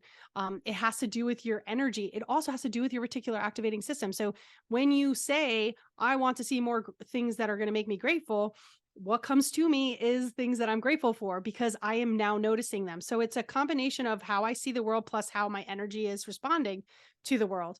So clearing this up and sending a coherent signal, which is actually a scientific term for heart rate variability and our overall health and wellness and resilience with the world. So like if we're a strong coherent signal, then we're going to be attracting the things that we want. So give us that gratitude. We'll call it a mantra, exercise, a little thing that we can do, but literally pretend you have 5 audience members who are ready to go. Take them through 30 seconds of, do they have to grab their dog, an object? Can they just think of their most pleasant thing that they're thankful for? Take us step by step through the next 30 seconds. So everyone, roll your sleeves up, stop driving the car, pull over into a parking lot. This is the thing you want to replay 3 times. Do it 3 or 4 or 5 times. The more Oh, you for do it. sure. Yeah, Okay, the but more you do talk to it. us from scratch here. Take us through the gratitude Well, exercise. yeah, because it will start to create a lens in which you see the world. So then you don't have to keep focusing on building it, or even it'll just come naturally. Like I'm naturally very grateful for my life and the things that show up in my life because I've trained my brain to be that way. So this all started because I had trouble falling asleep. It used to take me 2 hours to fall asleep. And after saying what I was grateful for, I was falling asleep in 2 minutes or less. And it's because you can't go out and grab sleep.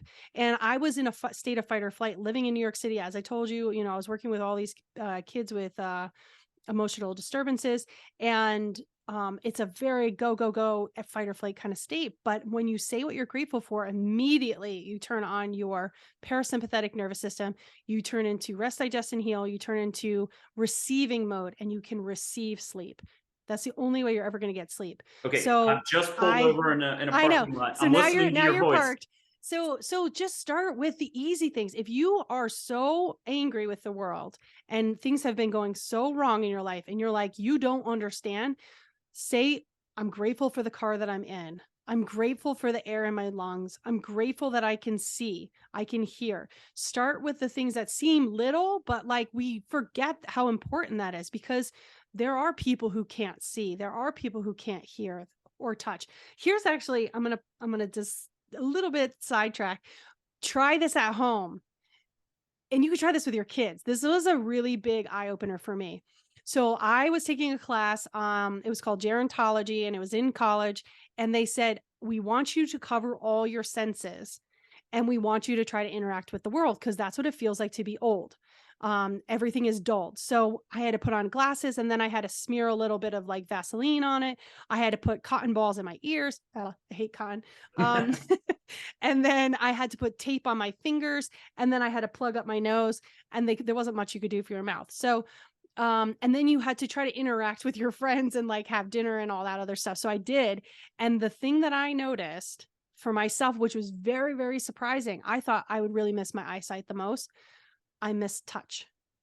Hmm. Having tape on the ends of my fingers really creeped me out. I found that touch is like the big thing for me. And, this goes along with the or not 4 agreements, the 5 love languages. Touch is one of my favorite things to receive. So, and also how I work with people is through energy healing. So using my hands, and I can actually feel my whole body. It feels, Is that Chapman, 5 love languages? I don't know who wrote it. I don't Might be remember. Chapman. I don't remember. Okay. So check out which love language you are. So I just told you how to be grateful, how to figure out what your most favorite sense is. Because that also can help you with your abilities. Like if you're trying to develop your abilities, where do you really prefer to feel energy, hear energy, see energy? There's all the clairvoyances. Sure. Well, you're leading into one of the next things. Are you ready to maybe do some angel photos, Native American chiefs, Claire, the angel? Sure. We could Okay. try it too. Yeah, and I'm gonna just rub my hands together as a way to just in a circle to reset. Because I remember the first time I saw somebody sage my property, but they hadn't closed it off. They're out on the perimeter. Let's say it's a rectangle for the house, the yard. They're closing off the property, but before they closed it, they got a young person to come over with their hand and feel the before and feel the after. Hmm. And I got brought over, and I'm like knocking my hand, almost wondering if my hand can listen. I remember going to a candle afterwards and not burning my hand or anything, but like, does this work? Can I feel anything? So I did heat on a flame without burning my hand. I just wanted to make sure this was working. Could I turn it on? And because I watched somebody I trust who was maybe 10 or 12, like, when a little kid eats a piece of sushi and they don't freak out, they say, yum, you trust that they were really liking that piece of sushi. Right, right, And I right. watched that little one do the before they had closed it off. They look like Julia Childs with a sage, big thing, a sage that they were blowing half of it all over the yard. And then they got to close it off to protect or to ground or to get rid of negative energy on the property. But this little kid comes up, feels the before, and then it gets closed off, Julia Childs with the sage.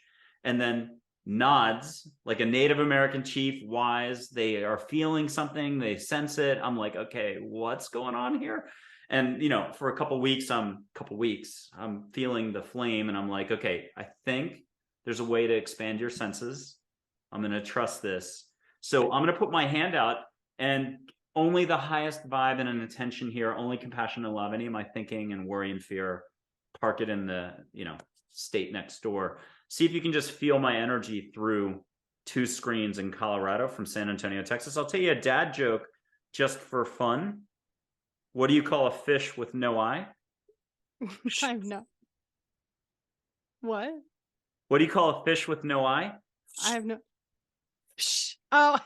FISH, drop the I. Dude, you FSH. always have the. Oh my god, that was hilarious. Could you feel have a little bit of such vibe? dad jokes. Yeah, of course. Yeah. Yeah, good. Okay, I'm going to put Joy's photo up. We were doing this before the show, so we already know it's going to work. But for the audience members, you can pause this as well and take as much time, then come back to, and I'm going to really emphasize Amy's voice, her positivity. Amy, why don't you do something for us? Go back on a great memory and double your vibe. Okay, give me 1 second. What a challenge that was for her, because she wasn't expecting that. But I wasn't. if she's already doubled, because then I have so many great ones. But yeah, I mean, just like knowing that the angels had supported us through that, car accident, that was amazing. Okay, so here's an angel named Joy. She's the emotion joy ambassador communicator. Just makes stuff easy. Bottom line for folks out there, get out of your head and you're letting an angel do her job. But go ahead, Amy. Why don't you get a hug, smell some flowers, and why don't you ask what Joy is saying to you? And remember, people have to come to you and they ask their questions. You help guide them. So in a way, you're doing a lot of the heavy lifting, but of course, angels are doing a lot too. Why don't you get that hug, smell some flowers, but also what does Joy have to say to you for all of us? She's just giving me a lot of love in my heart. Aw. Yeah. Really. And is there a mantra we can all walk away with right now? A reminder? Is it laugh more, live more?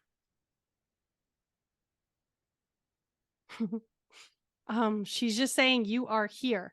Like, trying to remind us that, like, to stay present. I like it. And Don't go to the past. And actually, it brings up something I once heard by Michael Pollan. He said, anxiety is when we're in the future, and depression is when we're in the past. And what we want to do is we want to stay present, and we want to, because the only time that we can actually heal ourselves actually is in the present moment. We have to activate who we are, which brings me, I haven't even talked about my new membership coming up, which is called Activate.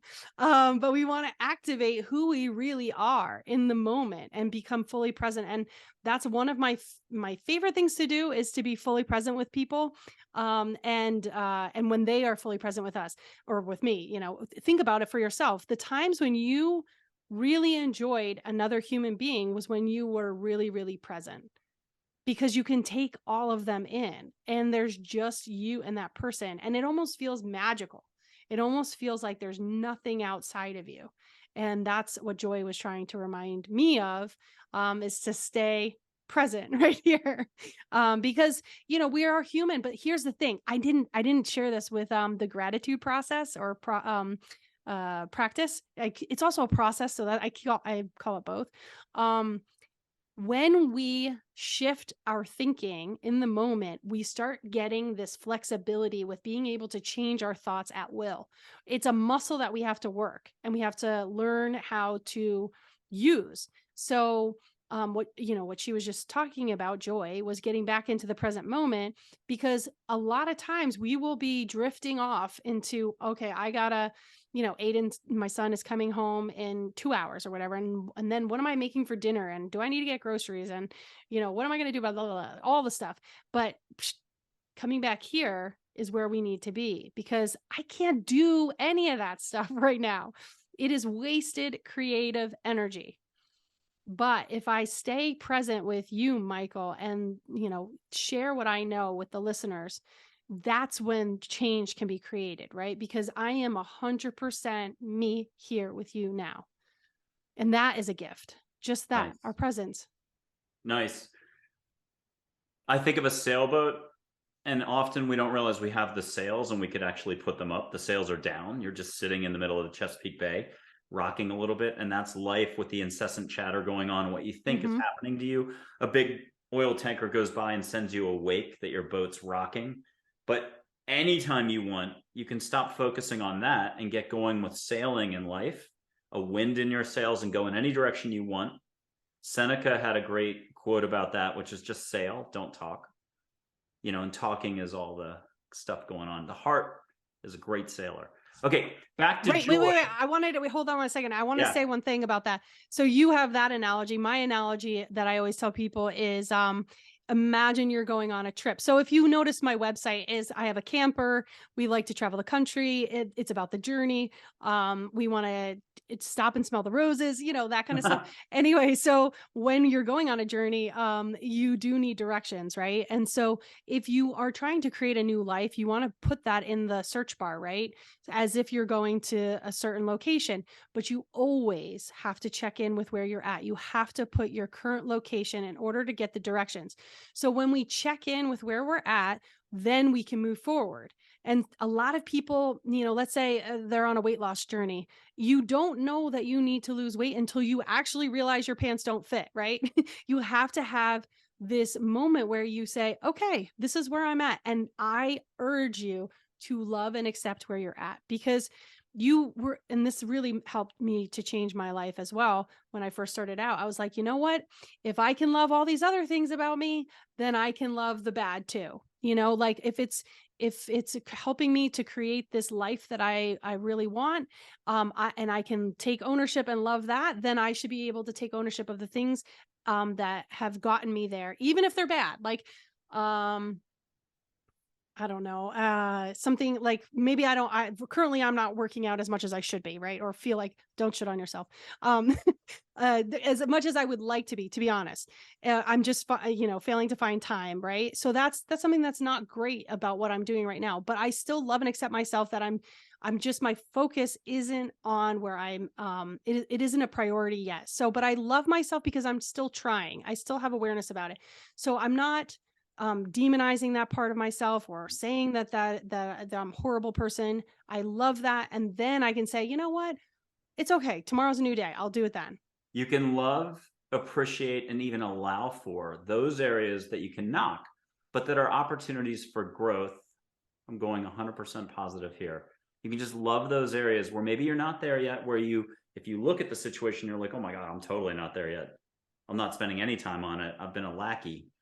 But you have tremendous opportunities for growth versus the usual, my problem is, or this Right. happened to me. Right.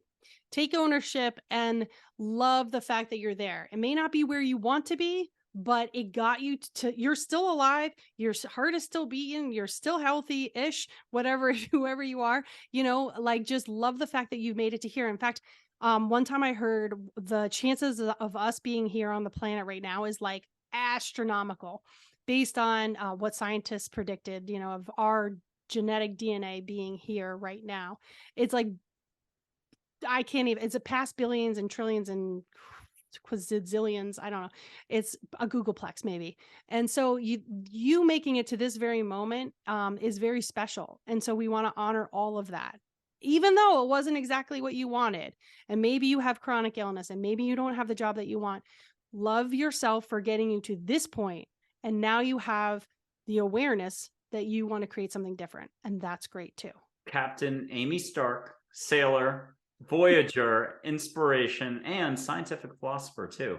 Okay, so let's do this. Sorry, bring joy back. I'm going to bring joy back. Have her bring you a flower or a beach smell. You can go either or and then combine Whoa. both. Or joy. Did you already get it? She Joy. just actually was peppermint. That was weird. Very Okay. strong And peppermint. I was going to say Joy's already got a mind of her own in terms of she's a big energy who's, if somebody needs to try to grasp angels, I spent 2 years trying to grasp angels. I got this far. They exist, enjoy it. And so she's a giant slipstream of the emotion joy. Think all the times you just clapped spontaneously and just exclaimed something or you laughed. Your laughter is hope and healing for others. I think she Mhm. said that. So the more, laugh more, live more, love more, allow for more, slow down where you can, and then slow down more. But okay, tell us something that you're experiencing right now. If you want to get a sentence from her or advice for January or advice for the year, I'll move on in a second to another angel. But last little bit from Joy. She's saying you have all the love in your heart that you will ever need. So tap into your own well of what's there. I love it. I love it. Okay, here's Charlotte. She's everybody's favorite school teacher with words meant to help you expand. If it was Mrs. Wilson in third grade, or you're in Canada listening right now, third form, think of your favorite teacher from childhood. That's her, a little older, in her 50s, like Audrey Hepburn's sister. I got to mention that. She's one of my business managers. Tough taskmaster when you're learning to appreciate all this stuff. Here's Charlotte. What's Charlotte got for you? She's referring to life as a lesson or learning from life. That's what she showed me books and writing and the board and everything. She's just like, look at life as a journey, as they call this earth school. So that's basically what she's just saying. Just keep learning, just keep growing. No judgment. In fact, I haven't talked about that. And one of the things that stops the learning is judgment. When we say that we know everything, or that it only can be this way, it stops the learning, it stops the process. So having a growth mindset when you're trying to do this stuff is absolutely necessary. But I also would say that having a growth mindset and being successful in life go hand in hand.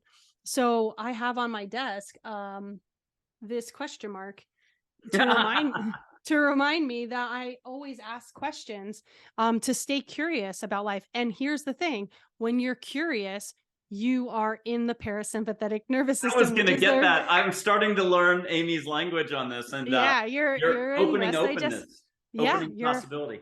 we expand our energy.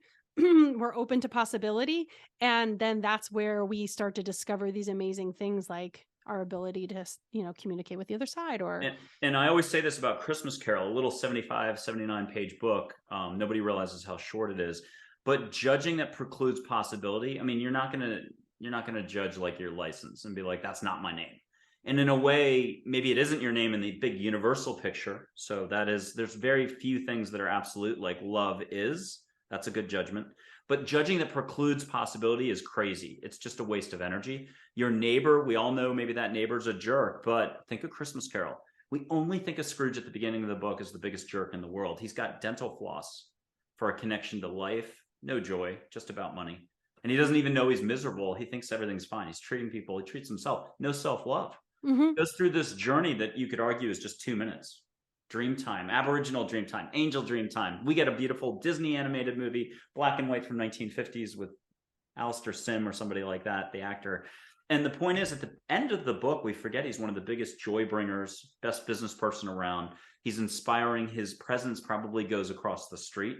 Fantastic laugh. You'd want him at your game of charades at the next dinner party. We forget that the transition is there, and that's almost the choice we have in every moment. So back to Charlotte. Let's do one last thing. It's with her smell, taste, feel. One of the most important lessons that we all have to go through. Anything like that you think she wants to pass along. Okay.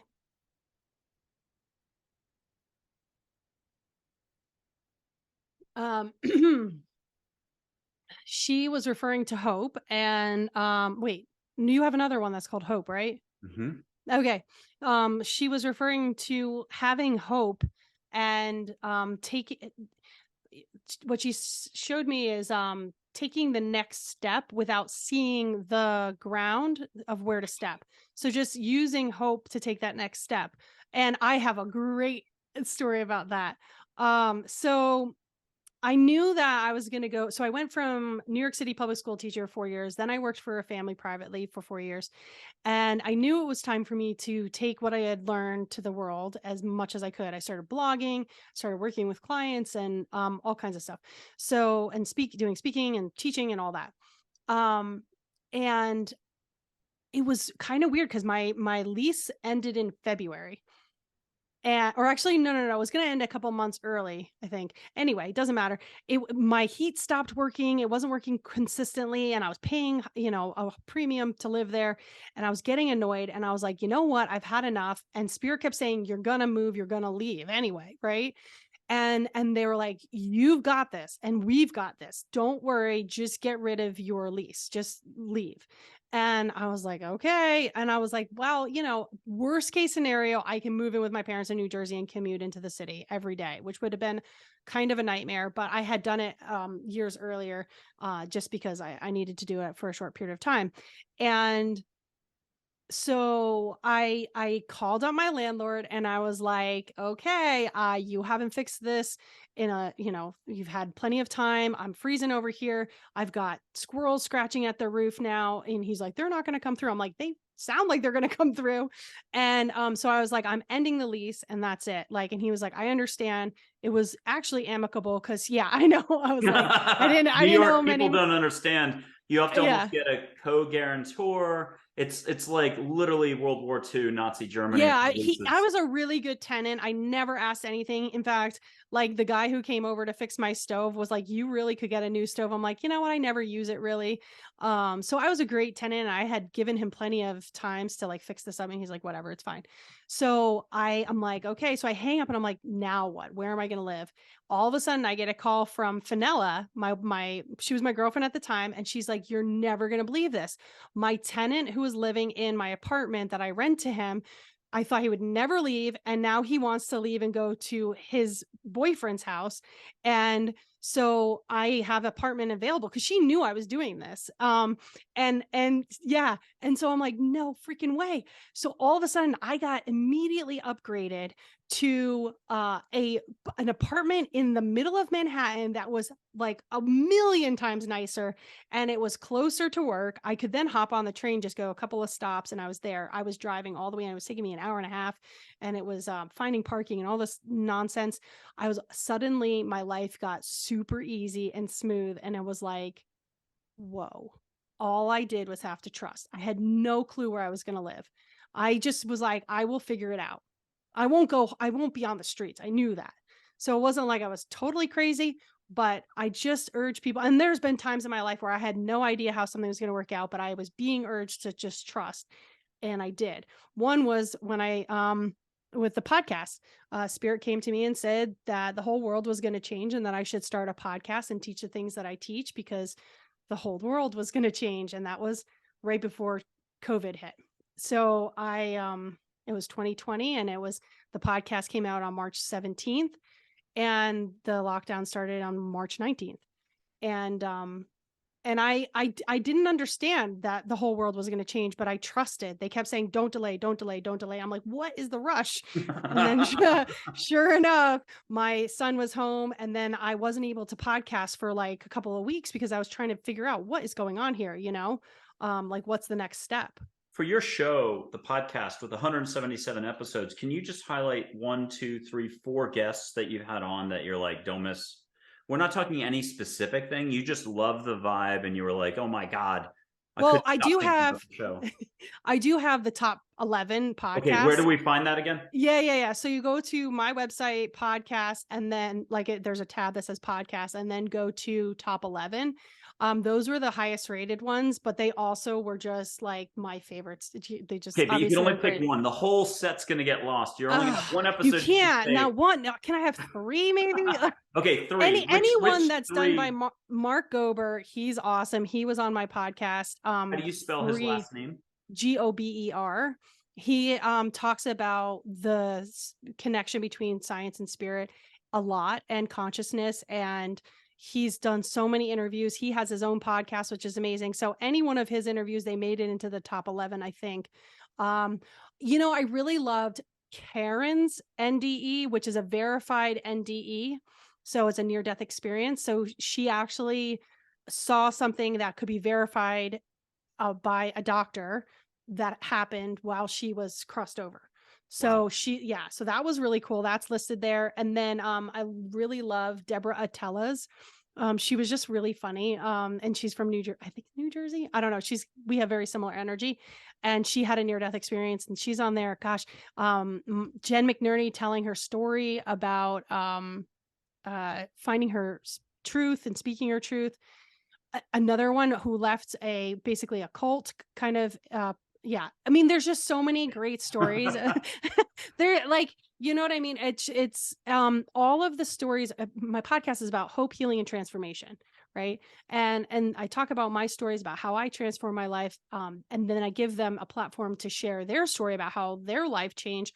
Usually, people go through a dark night of the soul, and then they find their path because they realize things hadn't been adding up before. Just like how I did. I was like, I did But everything but right, for the and I'm not audience happy. right now, person driving along, listening, watching, it doesn't have to go to that point. Obviously, it does I because mean, should I say yours? I mean, that's obvious. We had so much fun when you were on mine, oh yeah, yeah. Hey, go ahead but if I you thought want that to would be tout it. cheating. I'm just listening right now. Go ahead. I mean, we had a blast. I mean, I've never in my life experienced the things that I experienced when I had you on the show. Like the smells that came from Hawaii. I mean, it was like as if I was transported there for a moment. When you had Sophia Loren spray was this her, right? Audrey Hepburn. Audrey Hepburn, yeah, spray the perfume, and I was like, "Oh my gosh, I've never smelled something so beautiful." When when one of the angels said the mic thing, that was really hilarious. Gosh, I've done quite a few interviews since I had you on, so it's hard to remember everything, Let's but it do was Audrey really fun. Hepburn again. Her photos at the front page of my website next to Geronimo Saibaba, some angel photos. Here's Audrey, and just go ahead and let her move in the photo. I know this is a lot to allow for, but a wink, a smile, a nose twitch, shoulders waggle. Breathe, breathe, breathe, breathe, breathe Yeah, for the yeah, her audience. eyebrow, Let go. one eyebrow went up. Yay. And just ask her how to have the most fun time and let her fill in the blank.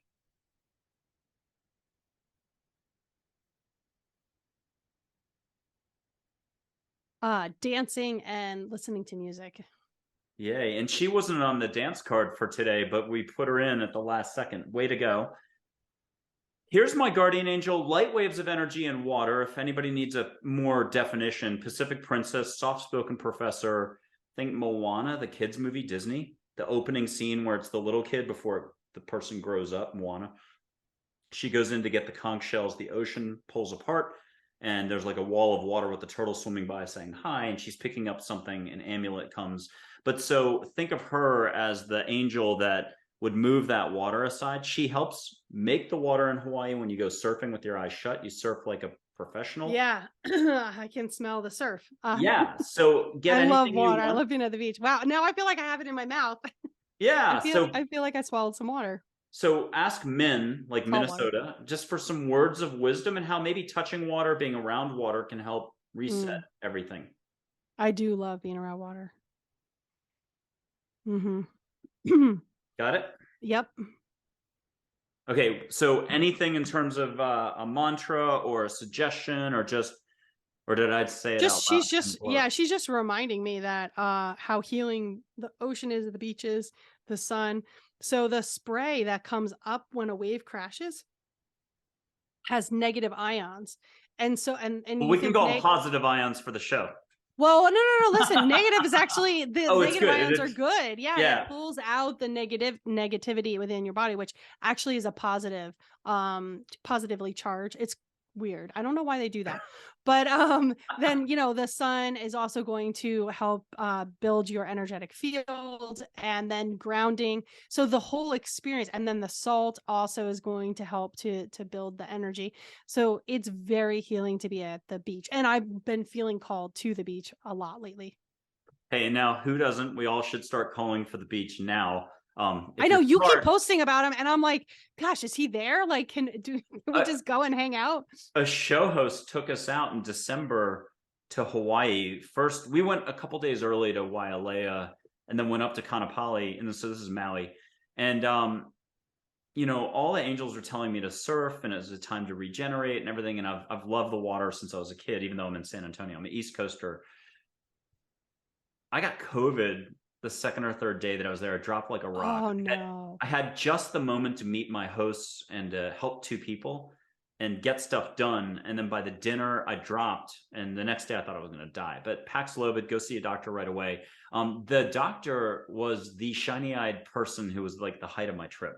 I'm out, but my other counterpart, she had already been exposed, so she still went on Paxlovid. Blah blah blah. The point is, she was able to hang out at a distance, and she never had anything. I'm dying. I just came back a week and a half ago, 2 weeks of running now. Talk about it after the show. But the short of it is, that trip for me, it took me out of the picture. Jenny got to hang with everybody instead, and I think that was actually what was the new version of the plan for Hawaii. So I love Hawaii. Can't wait to go back. Here's Joy. Just ask her for a spontaneous exercise or a spontaneous something, or let a pink ball of light go by you. And I wanted to mention, you mentioned feathers before. Mm-hmm. One of the people I've mentioned today in the show gets, we'll call them electronic feathers. They're not really there, but angels make feathers drop in the middle of their kitchen to slow them down and say, hi, we love you. So I'm going to put that out there as a suggestion. You can have angels bring you a flower. It doesn't have to be sitting on your doorstep. It could be just in the middle of your kitchen, and you needed to be slowed down and a reminder to love because you were thinking too hard about a situation, career, a person. You were being down on yourself, not doing love. And the universe says, we love you because you just cracked that door open here to allow for this. So let Joy give you anything you want. Last quick thing from Joy before we go to some Native American chiefs. Let the She's just giving me healing, and so things are releasing, and that's one thing I wanted to talk about is just when you hold on. This is Amy's patented method of her way of letting go. There's yeah. So I do shake like a duck. Yeah. I shake like a duck because animals in society or whatever shake when they try to get rid of energy. Dogs will do it too. But we also can do that. So my body just naturally shakes when I'm releasing energy, but I also yawn, which is releasing the unconscious energy that I had that I didn't know about, obviously because it's unconscious. But it's actually then turning on your parasympathetic nervous system. We're going to learn this phrase by the end of it. Yeah, you're going to get it. Here, ask Joy if you can get a touch of Maui on your nose. Now, anyone who is listening, watching, and they want to do this, I'm going to suggest a totally crazy thing. Get out of your chair, wherever you're sitting.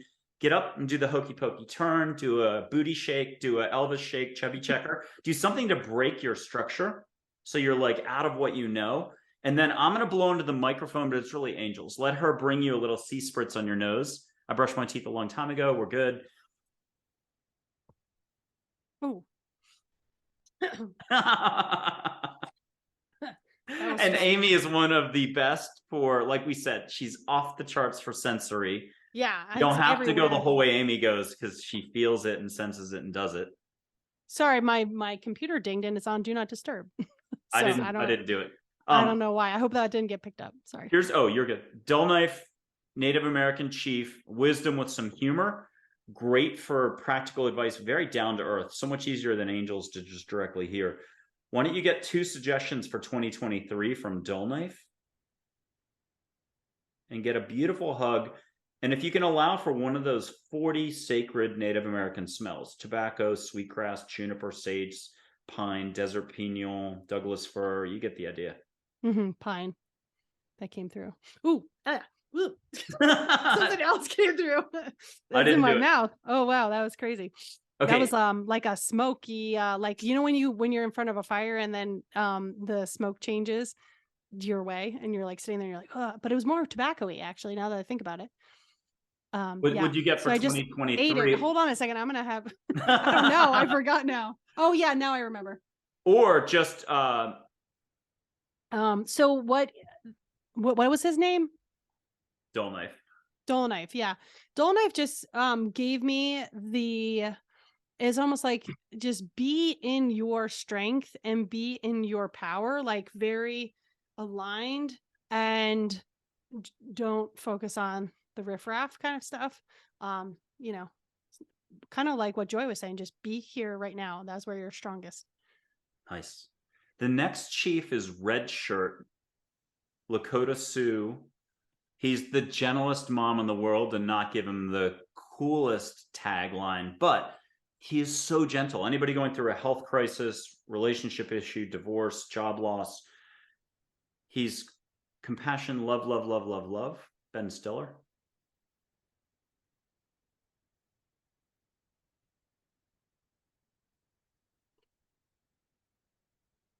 And if you want to feel a healing hand on your shoulder, or a rattle, a light chant, a light drum beat in the air, anything that's a healing thing, even the cry of a hawk or an eagle in the distance, ask for extra. We'll just call it extra flavor. People can do this, but they might have to allow for a week to go by when they're caught off guard in a moment and ask for a red-tailed hawk to fly by.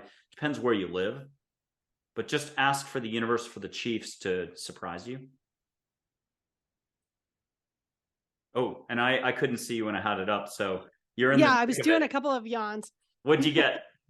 No, I just was going on the journey with him, like just like feeling like I was in nature and the hawks, like everything you were saying, and then just allowing the healing to happen and the release. Cool. Last but not least, for three chiefs, Geronimo, Zen master, wily, action loving, action, dry wit, humor, does not BS around. Does not look like dry humor. Okay, sorry, go ahead. Yeah, no, Mr. Just do it. You've got this.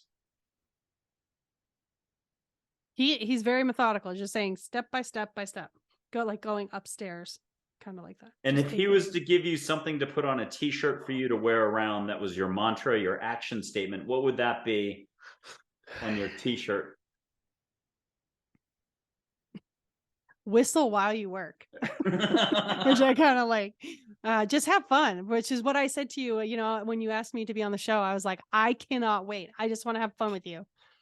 I love it. And this is technically work, right? I mean, I show up and I play. And I think I share what we're I over do. 2 hours now. The first one that I did, oh wow, premiere, I wasn't paying attention, so I panicked because I thought we were at 1 hour and 10 minutes, and I know the guest had told me she kind of had to cap it at an hour, and I cut it, but I didn't realize I cut it at 43 minutes. So hopefully that'll be the only 43-minute one. The whole goal was to let people let loose, talk about what they want to talk about, get a sense for, in this case, Amy Stark Transformation Show. Do your website for us one more time. starktransformation.com. Exactly. Now, I always say last angel, but we might have somebody else creep in. I shouldn't say it that way. Pop in. This is Claire, an angel whose resilience, beautiful color, Claire. And we did this before the show, so you already are connecting, but why don't you put a hand out to the side, Amy, if you could, and out to the side somewhere, even off camera is fine. Have her hold your hand, vibe your hand, receive any extra bucket of energy that you want to slap a nice label on, a certain type of energy you'd love to get extra. Suddenly tonight you're cha-cha-chaing in the kitchen. And she is like, what are you doing? You look so happy. I want some of this. I'll have what she's having.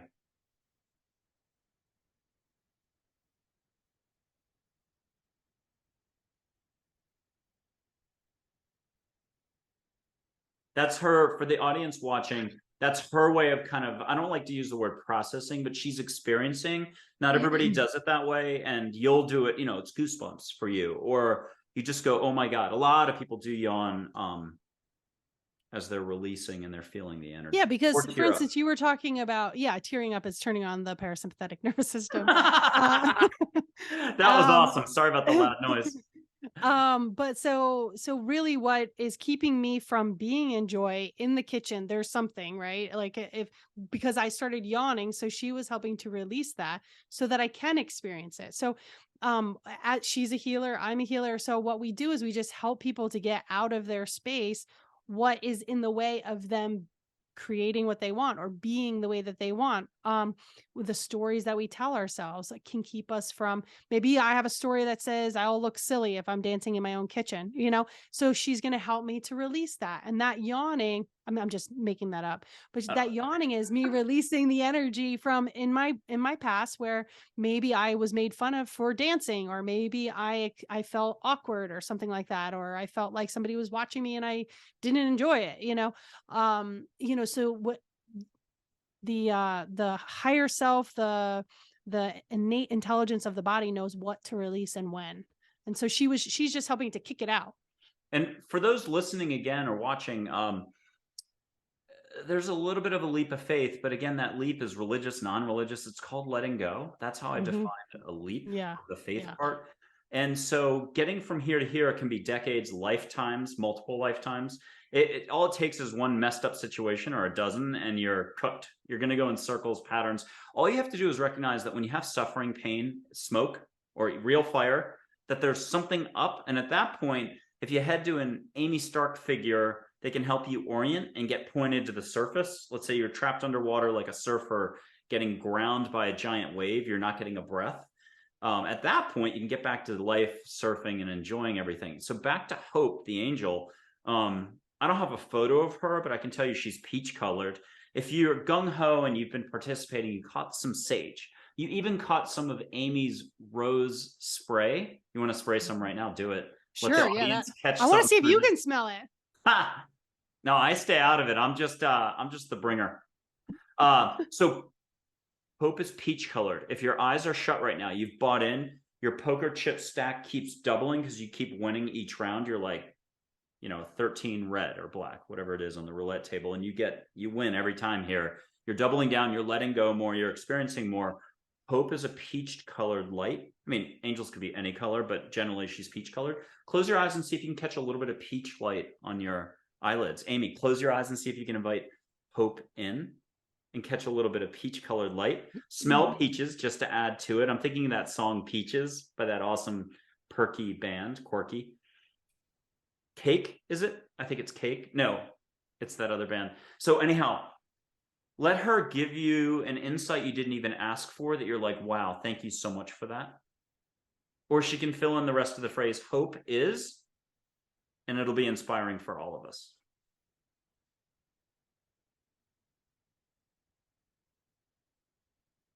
And for those out there, remember to breathe, breathe, breathe. Unofficial tip, we tend to clench, hold, and expect. Be in your heart, breathe a little. I always suggest a 1 millimeter opening with the mouth, just subconscious. We all close right back up again, so it lasts for 5 seconds. So try to make sure you breathe extra instead of just for the physical once a year. If you need if anything stressful is coming in, exhale like a whale once. Just make yourself laugh, let it go, shift your perspective, get back to your heart. Your heart knows what to do here. That's my pep talk for doing any of these exercises. And if you have been looking at our website, go back to the beginning of this whole long thing.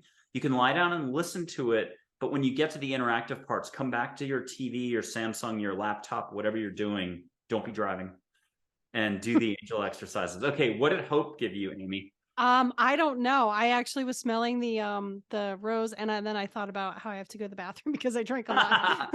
Well, we can But here, up. let me tune in again. Yeah. Hope the angel, peach colored, very peppy, very light. No, I say that about every angel. Trust your instincts. I love it. Okay. It's true. How about I just wanted to say something.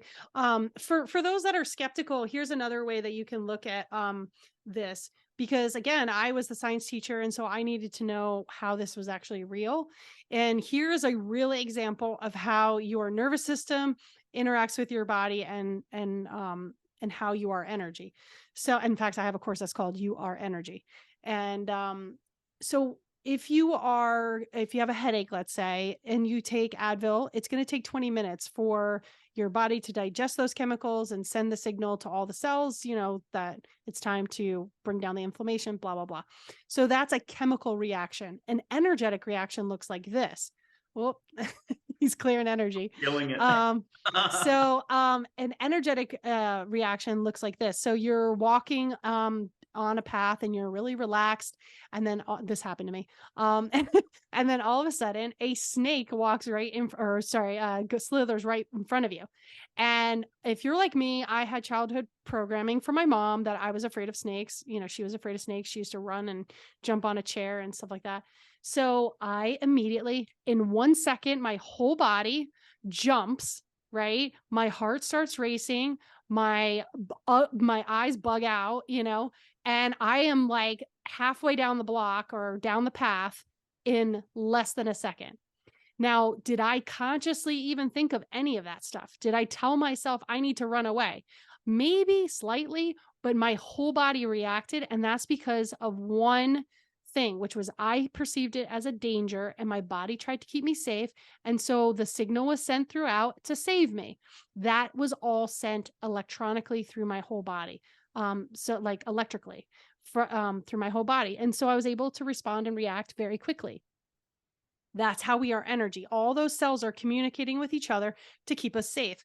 And so we have to then tell ourselves that we're safe sometimes, right? So was that snake really going to hurt me? Probably not. Also, snakes represent transformation. So I've learned to like them. And I've also done EFT, which is emotional freedom technique to get over my fear of snakes.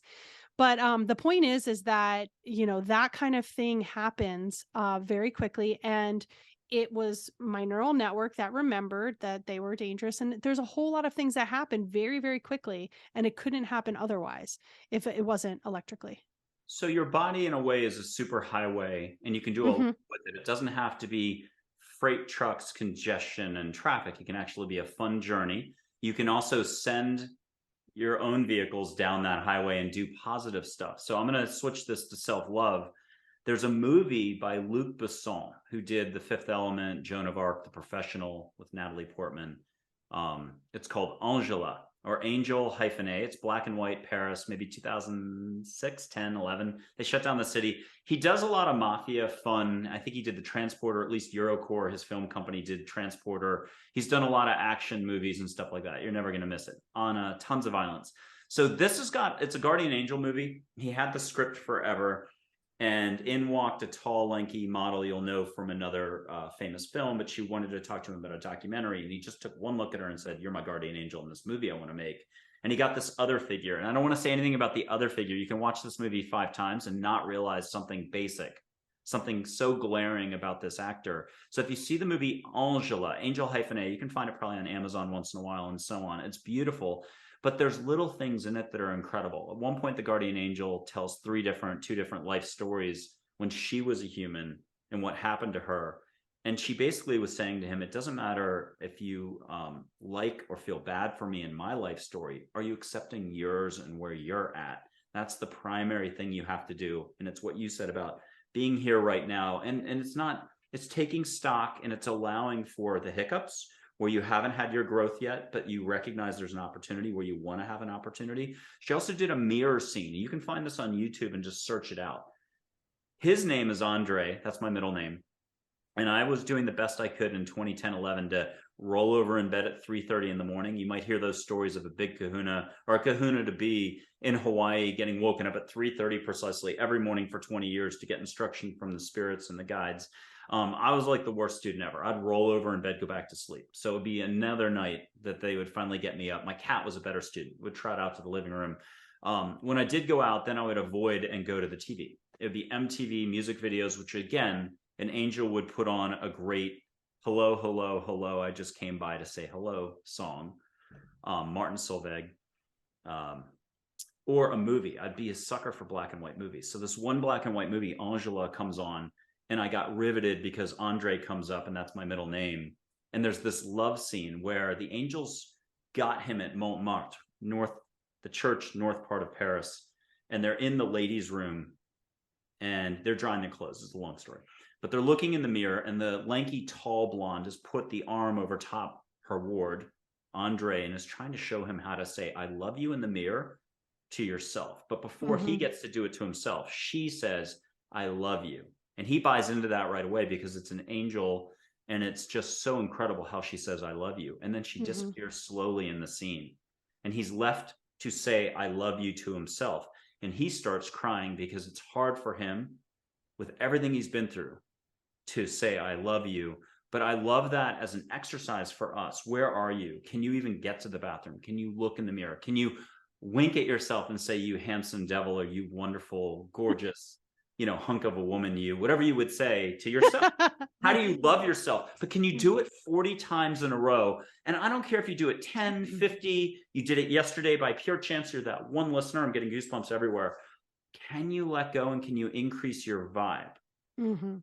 And so it's the most beautiful, inspiring scene. Angela, Angel hyphen A. You'll love all the advertising for this movie. Tall, looks like she's 8 feet. He looks like he's only 5 feet. She's leaning in over him. The scene that was on YouTube, Andre, the mirror scene from Angela, Angel hyphen A by Luc Besson. I think you'll really appreciate the music with it is incredible. Pretty famous European artist. And it's a really powerful scene, can get you choked up. But it's a great instruction for letting go and appreciating yourself. And there's a million versions of self-love. And that's something where, could you leave us with a last bit of self-love? How cultivating your own garden, growing your own flowers. I mean, that's probably a very used, common way of saying it. What do you say about self-love? Obviously, do more of it. But Amy, leave us with a final bit of inspiration. Amy Stark's message about self-love and living more and allowing more. Um, so I'll talk about that exercise that you just said, where we look in the mirror and we have to say, I love you.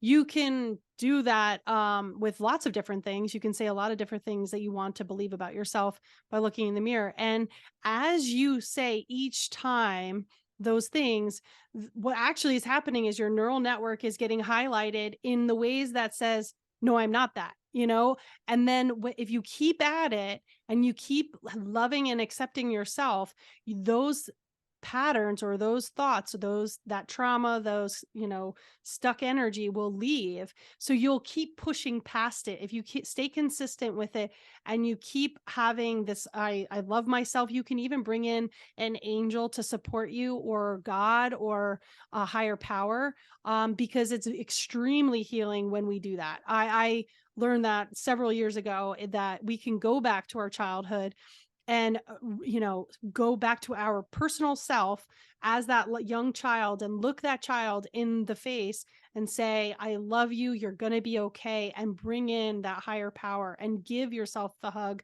that you maybe didn't get when you needed it, or the comfort that you needed when you didn't get it. And that is very healing. So between the two things, those are both ways to heal yourself so that you can then become your greatest self, the greatest expression of who you really are. And that is why we're here.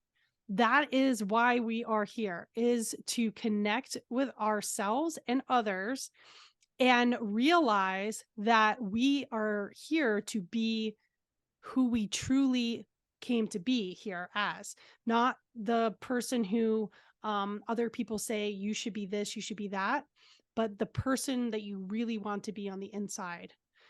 I believe that everybody who comes here has a mission. Some are grander than others, but we all have a mission here. And I think that the closer we are to fulfilling that, the more successful we really truly are as a human, in my opinion. So just the becoming of who you really are, and forgetting all of the stuff, or releasing all the things that aren't you, is the only test really that we're here for, is how authentic can you be? I love it. Wonderful. Wonderful. Is there anything else you want to tell us? Another exercise? Anything? Or do you have an event coming up? Are you contemplating a book? What can we look out for from Well, you? definitely, I'm working on a book. I have actually two of them. They might be combined into one. One's my story of my life, and how I, all my stories, and how I went from science teacher to healer. But then also in a how-to book, so how to get into the parasympathetic nervous system. So I also have Activate that is starting up. It's a membership in February, and it's a time where I'm going to be meeting with people in the membership and helping them to get to the next level. So they'll say, I'm working on activating my wealth, and I'll say, okay, so what's getting in the way? What have you been stumbling on? And we'll go back and forth if that person, asks the question, of course. But the thing about groups that's amazing is that the energy is so strong, and that the believing eyes, if you will, the people all wanting the same thing, transformation, is very healing in of itself. And before I work with a group, I always download what it is that's getting a healing, and it usually always matches up with what is being requested from the group. It's pretty amazing. One of my favorite things to do is to work with a group and watch them transform very quickly, and then they're like, how did that even happen? Like, how did I go from the snowstorm is trying to keep me from becoming my best self, to the only person who ever keeps me from myself, becoming my greatest self, is me. And so that transition is, pretty easy to make once you start tuning into the energy of what is stuck there and releasing it. To the greatest me is here and now. I'm a rock star. Right, I right. love you in the mirror. Yeah, it's so hard to be you, but it really truly is why we're here, is just to become our most authentic self and not care what others think of you. Just come from your heart and live from there. And I've had many tests along the way, coming out of the closet was one of the first times I had to really choose me. And then going from science teacher to healer and telling my friends, hey, this is what I'm doing now. That was really weird and awkward to have Yeah. to share that with them. And then, getting a website and being more public about it, and then having a podcast and being more public about that. And just continually coming out as this, expression of who I really am, because it feels in alignment with who I am. And I can't not share it, or I can't not be it anymore. Oh, I like So, it. yeah. I like it. So Activate is my membership, and my podcast. Definitely go over and listen to all those episodes. There's so many episodes that come out that we still have to categorize some of them, so some of them aren't there. If you're really wanting to understand the brain better, there's 2 podcasts about that. Dr. Amy Apigian and Rachel McLeod talks about it. So, I'm all about figuring out how your brain and your body are working in harmony. There's so much we could have talked about. We didn't talk about EFT. So I teach EFT. I have courses on EFT. And also I talk about a lot about perfectionism, and how very sensitive, energetic people tend to be perfectionists. They tend to be in the fight, flight, freeze, fawn. They're usually the fawn, because when we are people pleasers, we are safe, right? People keep us around because we're doing what they need us to do. And when we are very energetically sensitive, if we don't know how to clear our energy, and we don't know how to have a lot of resilience, which is why I teach the biohacking as well, people can get into our space, and then we can do the thing that they want when we didn't really want to be doing that in the first place. But we feel like we have to do it because it gets so confusing. It's in our space. It feels like ours. But I teach people how to get everybody out of their space so that they become the greatest expression of who they are, not everybody else in their space. And so it's important. I love it. Well, Amy Stark, thank you very much for being on the show. I know we probably went not Really 3 long. hours. We probably went like 2.5. Close. Yeah, we did good. This will be one of the longer shows. Thank you everyone for tuning in again. Angels, Positivity, and Love is a podcast about, personal life journeys, select stories with wisdom, for all of us that the person has gleaned, plus talking about their gifts, skills. I certainly think we got a sense for Amy's today. Also, though, the interaction with angels, is there a final anything you'd like to say before bedtime? What would be your advice as a person? Say what you're grateful for. Yeah, there you go. So let's And do that. smile more. Don't take yourself so seriously. It's Yeah. going to be okay. Okay, so say the grateful thing one more time. Before bed, they can do what again? Say what you're grateful for. It'll make you fall asleep very quickly. I love it. I love it. Well, And thank you. it'll put you off into a very peaceful, deep state of sleep. So you'll feel like everything's going to be okay because you're telling yourself it is. I love it. And the show's motto, in a way, unofficial motto, but it comes from angels. Positivity is abundance. That'll be my last 2 cents here as the host. Thank you, Amy Stark. We'll ring off. Join us every week on Sunday for a new episode. Many episodes coming. I think I've got 16 guests booked. Thank you very much, Nice. everybody. Thank Thank you for having me. This was so much fun. thank you very much, Amy Stark. Thank you.